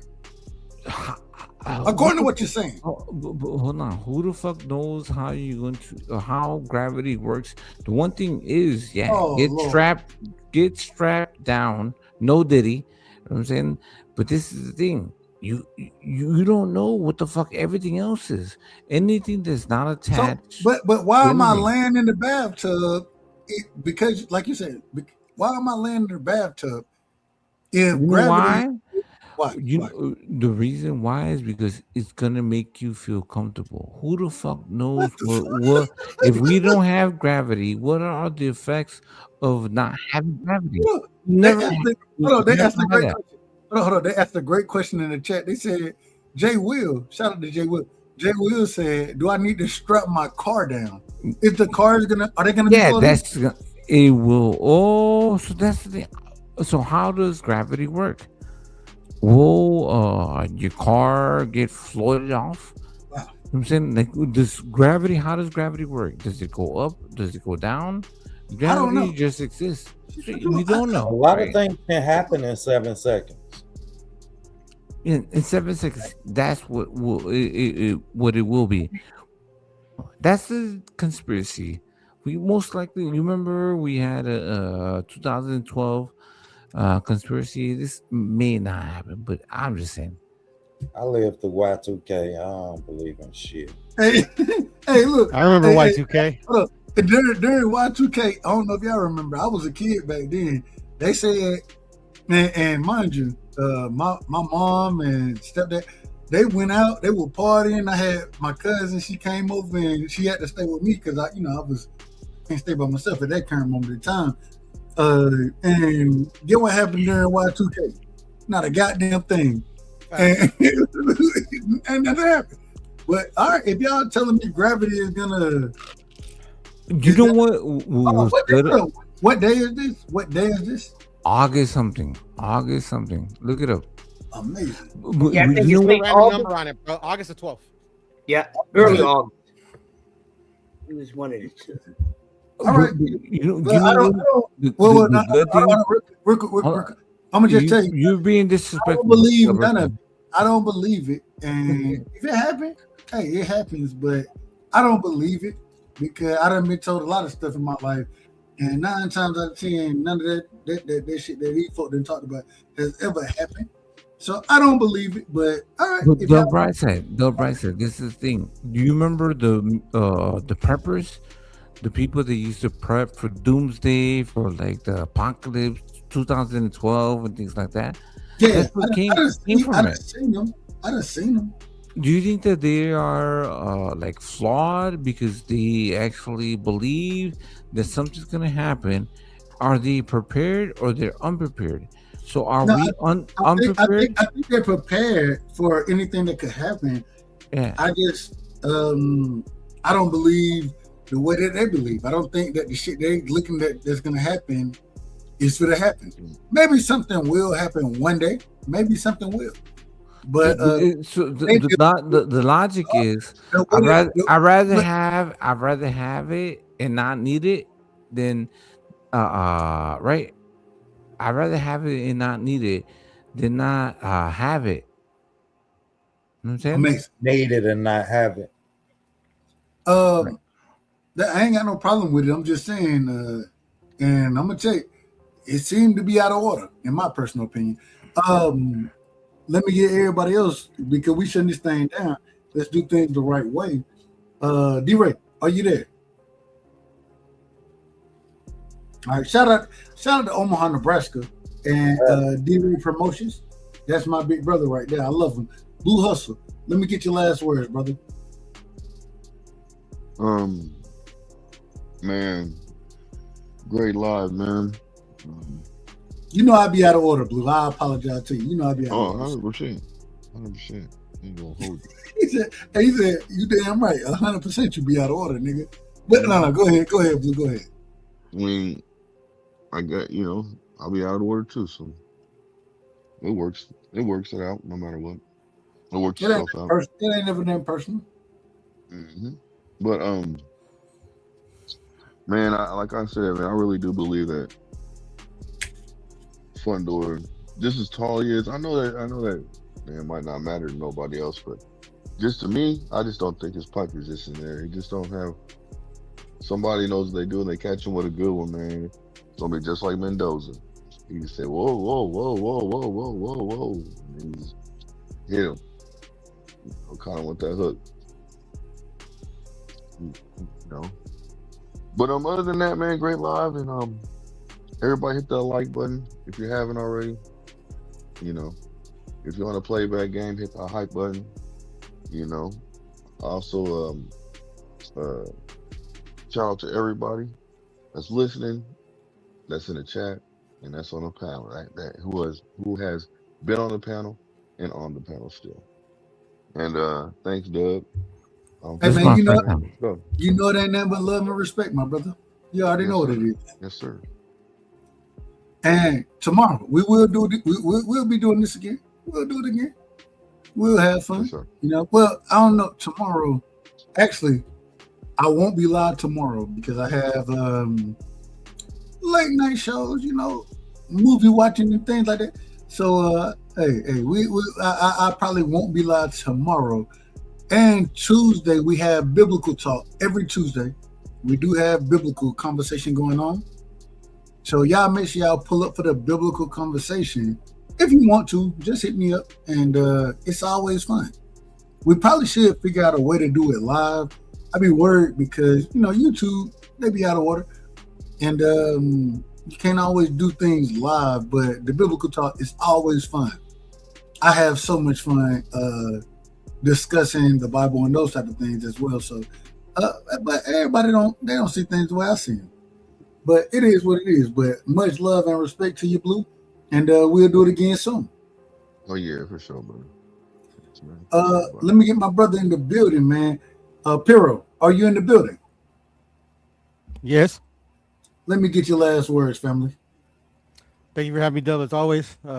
Good chopping. Hold on, real quick. Piro sent me a video of Justin Timberlake. Hold on. Hey, Justin Timberlake, he ended up getting arrested, and he said to the cops, the cops said, "Man, we just try to cheat. We try to treat everybody fairly, right? We try to treat them all fair." He said, "Oh, why? Because I'm white, or something like that." I said, "Oh no, yeah."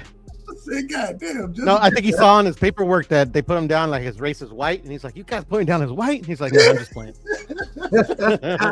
They had me crying out there. I swear, no, it's true. I swear to God. Yeah, no, I've seen this shit. Hey, Piro, correct me. You sent it to me. Yeah, I sent it to you. Yeah, because it came up on my feed, bro. I thought it was hilarious, bro. That shit was so funny, bro. That guy was so drunk he forgot what he did. It was so funny. And then he go out there and, he give a speech and all the other kind of stuff. He out of order. Nigga, you was drunk, man. You was drunk. It is what it is. Yeah, bro. I don't even know why he drunk. If you, why would you even be driving? And, I don't understand with all that money, bro. Like, it's crazy. Man, I'm catching the Uber every chance I get. But as a person that's gotten a DUI before and knowing that like literally like sometimes it's like before Uber and stuff like that, like knowing how like you go out not like at least me, I never went out to like drink and drive, but it happens, you know, because usually like designated drivers out the window because everybody goes out drinking and all drinking, you know. So, but you know, yeah, it's not the case no more, especially with a bunch of money, man. They just got way too much money to be out there in that situation. Yeah, bro. I mean, shit. Yeah. But It is what it my is. bad. Go ahead, Piero. No, I was just saying thanks for having me, bro. Good live, and I'll see you on the next one. Be safe, huh? We're gonna rock accordingly. OTB. Man, good show. I appreciate you having me up, Dub. You know, it's always good to rock with the home team, man. Whenever we get to do this, it's always fun. Hey, let people know what you got going on and where they can find you. Yeah, man. Y'all sub to the channel, man. OTB Boxing School, man. We got a live show this week. We will be back. Me and my brother Ohio Runs Boxing, my co-host, man. We'll be back rocking. Then we got Deontay Wilder, Derek Chisora gonna be dropping tomorrow. Probably like 12, 1 o'clock. I don't know yet. I was just finishing up before I start rocking with y'all. So I'm about to Wait, so you still a big Deontay Wilder? Like, nah, I just break down fights. I break down film and So what do you think about Deontay Wilder? What is he doing? I think it's all confidence with Deontay Wilder. I think if he can get his confidence back, then we might see another run for Deontay Wilder. I don't think that it's a lot of heavyweights who natural boxers. Shout outs to the Itauma kid. I love what I seen out of him. But it ain't a lot of heavyweights who pure boxers. So he gon' if he can have any glimpse of his old confidence back, then he can have some success as a heavyweight still. Well, we still have Triple D, we still have Wilder, we still have everybody in there. I don't think that the heavyweight division isn't stacked. It's just that they're not fighting each other. They need to figure out how to fight each other because it does matter. Do you think that so you think that the Itauma, what was his name? Moses, right? Yeah. So this is the thing. Do you think that he's accomplished yet? Because like, okay, not look at Mike Tyson. but the kid is special. This only like special. Eight We for see ninth special. fight. I seen a lot of things out of him in this fight. Because this was my first time watching him live. I watched him on film a lot. And OTB, this is the thing. You are a boxing school, whatever, right? This is the thing. How many people we put our fucking eggs in their basket, right? And we thought this is the next guy. You think? Well, yeah, that's what makes the sport special. You can't sign off on nobody until it happen. That's what makes this sport special. So but him beating a fat fuck that never beat nobody. Hold on now. That's not an accomplishment. Wait a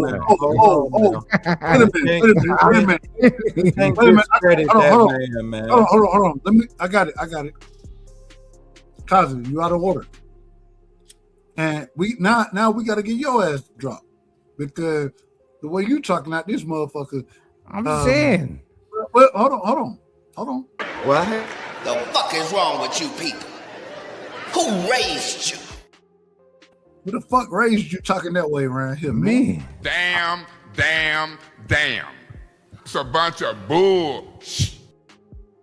There's some bullshit right now, and we're gonna call you on your bullshit. Man. And then No, rough on him now. No, he needs to know. Okay. He's always crying. You are crying about this shit now, because you did this to yourself. Because at the end of the day, I try my best to tell the truth. People don't like my style, how I talk, my delivery, but you ain't catching me in half truth and lie. You in a half truth and a lie out this motherfucker. Calm down, man. Let OTB finish up what he's saying. Let him finish. So protect him. Does that make him look better? Okay, protect him. First of all, you need protection. OTB, you need protection. I don't have to protect You nobody. need to protecting him. All right. That's what you're gonna do. That's what.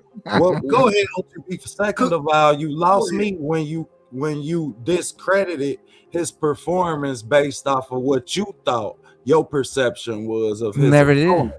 His opponent put them gloves on just like everybody else. He went in there, risked his life, and not only that, he ain't walk in there and walk into no right hand. The kid had to figure it out. I watched him have to use his lead hand. I watched him have to use his angles. He had to use his feet. And then for like 2 rounds, you could tell he didn't think the punch was coming. And he stayed true to his fundamentals and his style. That was impressive. He's young. Is he accomplished? What young fighter right now is accomplished? Uncle Crush just came up here talking cash money shit about how fighters not accomplished right now. So no, I don't expect him to be accomplished, but I Young seen some things out of him. I seen some things out of him that was impressive, and I can't let you discredit his performance from my perception. What you feel is what you feel. When we watched that performance, Jermaine, I mean, you could, if you want to call Franklin, you can call him whatever you want to. But that nigga, when he was in the ring with AJ, he didn't get stopped. When he was in the ring with Chisel, he didn't get. Dillian White, he didn't get stopped. You know what I'm saying? And this nigga put an uppercut on this motherfucker, and I was rude. I ain't even lying to you. I was rude. Uppercut on the back foot. On the back foot. Hit that nigga with a shot and had him looking like it. And I said this previously. Had him looking like it was pretty and fluent, Doug. Just but he had the man looking like it was fight night out this motherfucker. the game fight. Y'all know when you get hit with a shot in fight night and then you still be trying to punch a bitch when they going down, right? Man, that nigga got hit with a shot so crazy. The nigga didn't just go down. He paused for a second, kind of wobbled, got hit with another shot, and then fell face first. We ain't never seen that from this man. And to discredit Moses Itauma, nobody's discrediting him. Well, that's what you're trying to do. I'm just telling the truth. Calm down. No, it ain't, you done already been talking. But that's what you're trying to do. But do I have a chance to speak? No, not right now because I'm talking. Okay. So what you're trying to do to discredit this man and his win in this situation when he done did something none of these other guys that we think are the elite level individuals as far as the heavyweights go that couldn't get it done the way he got it done, and he did it in a totally different manner. I mean, just give credit what credit is due. That's all we asking for. Go ahead, Kazi. Oh, I do give credit for what he did towards the fighter that he has fought. But like to say that he is the next up and coming Mike Tyson, there's no comparison. Mike Tyson was younger and way more accomplished than where he is at. Other fighters, so like I'm not saying that, and this goes to all of these fighters, not just him. A lot of these fighters have done way more. So like you look at Virgil Ortiz, right? What was Virgil Ortiz doing in comparison at his age to fucking Canelo Alvarez or fucking Oscar De La Hoya or fucking Floyd Mayweather? They were already way ahead of them. But you're comparing these guys to the top, to the best of the best of the best. I do expect, yeah. But we don't know what these guys are gonna be. We have no clue what these guys are going to be, but this is who you're comparing them to. You're comparing them to. No, hold on. Wait a minute. No, wait. No. Hold on. Let me finish what I'm going to say real quick. It's going to be finished. All right, finish. We are already. Then I'm going to tell you why you're wrong. Hold on.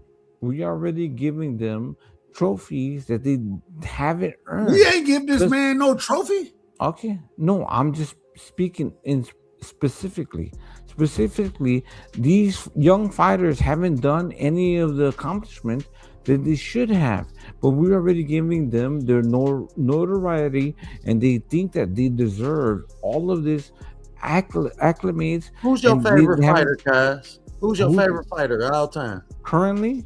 All time. Favorite fighter, period. Salvador Sanchez. That's it. It's a good pick. That's it.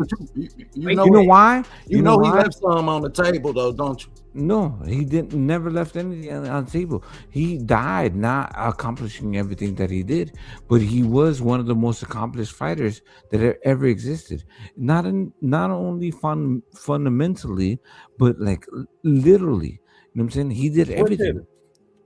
Switch hitter, inside, outside, pressure fighter, whatever you wanted to do. You know what I'm saying?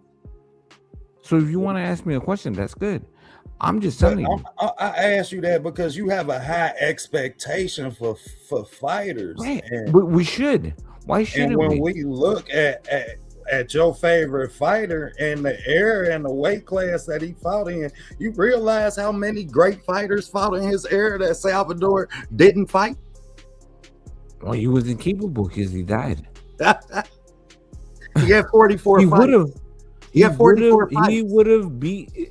You don't think that he would have been able to beat? Everybody all the say Zeus? that about Salvador. He would have. He had 44 fights and ain't Yeah, none but- of them against. But None of most them logically, greats of that era. You have to be more.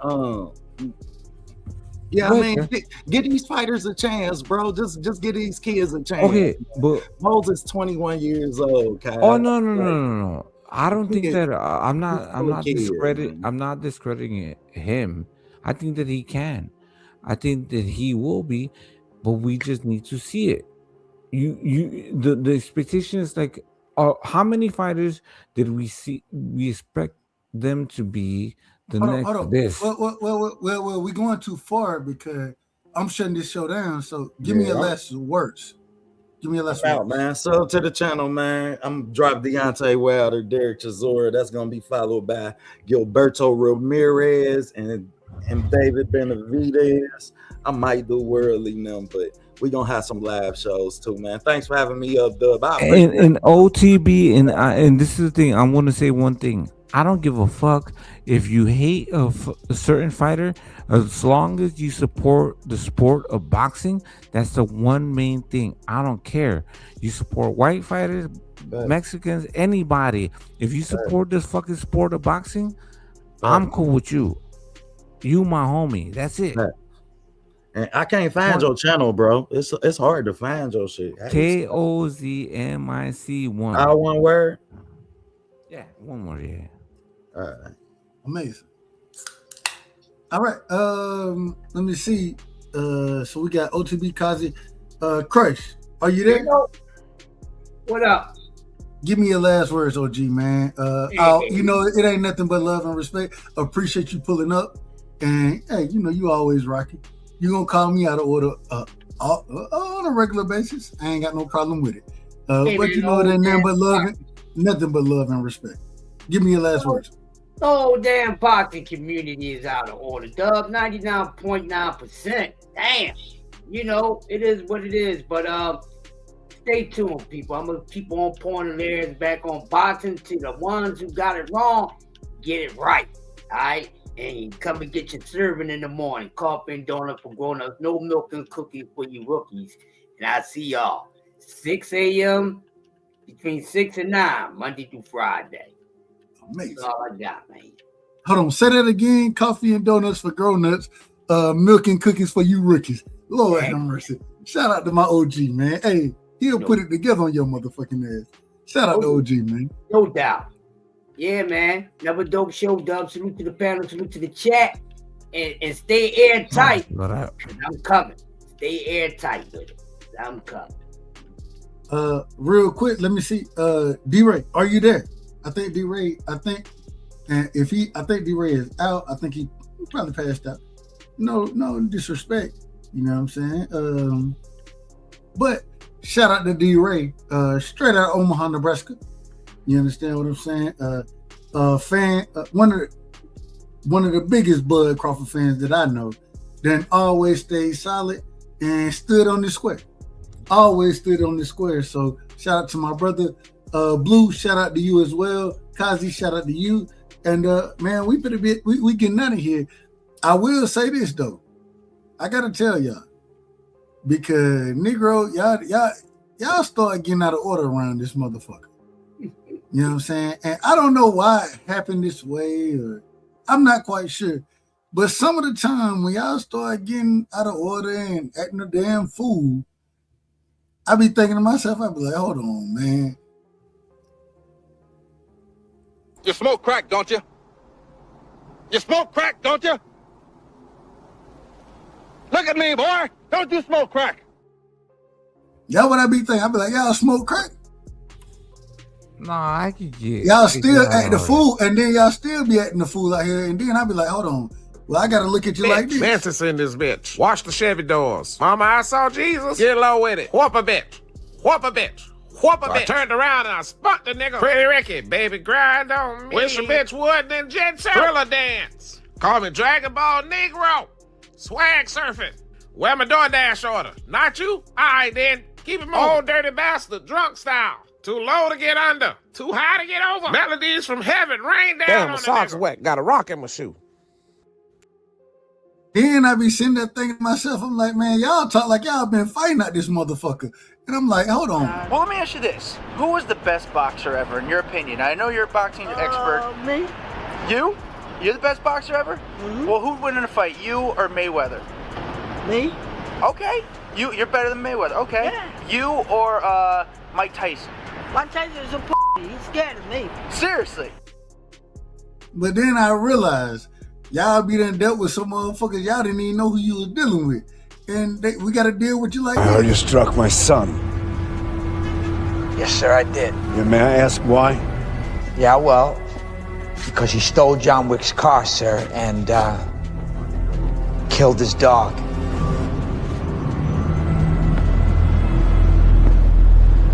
Oh. So, and then even when I tell you, I be like, man, y'all dealing with a dangerous motherfucker out here. Calm down, man. Talk, hey, be respectful. Y'all be like, nah, fuck all that. And then I'll be thinking to myself, He once was an associate of ours. We called him Baba Yaga. The boogeyman? Well, John wasn't exactly the boogeyman. He was the one you sent to kill the fucking boogeyman. and then even when I say that, y'all want to walk in this motherfucker like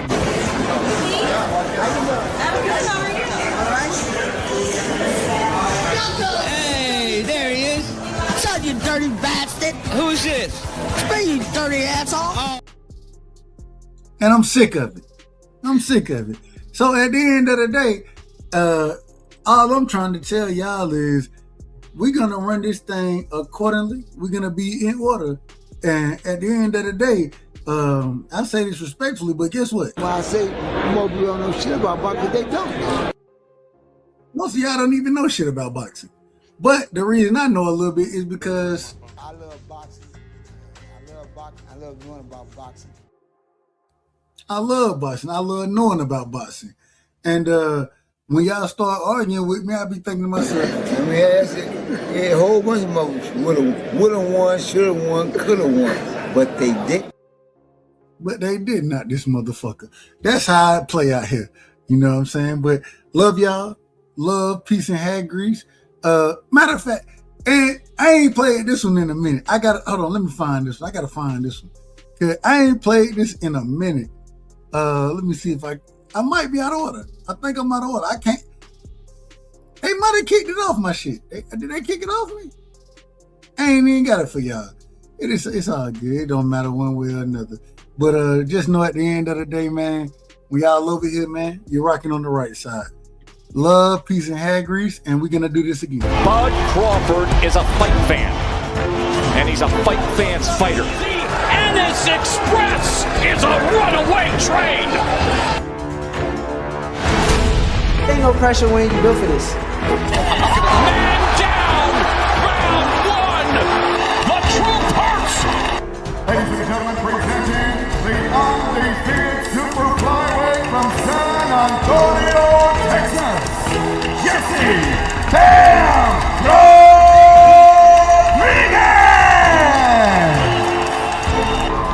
The universally recognized, undisputed lightweight champion of the world, Devin the Prince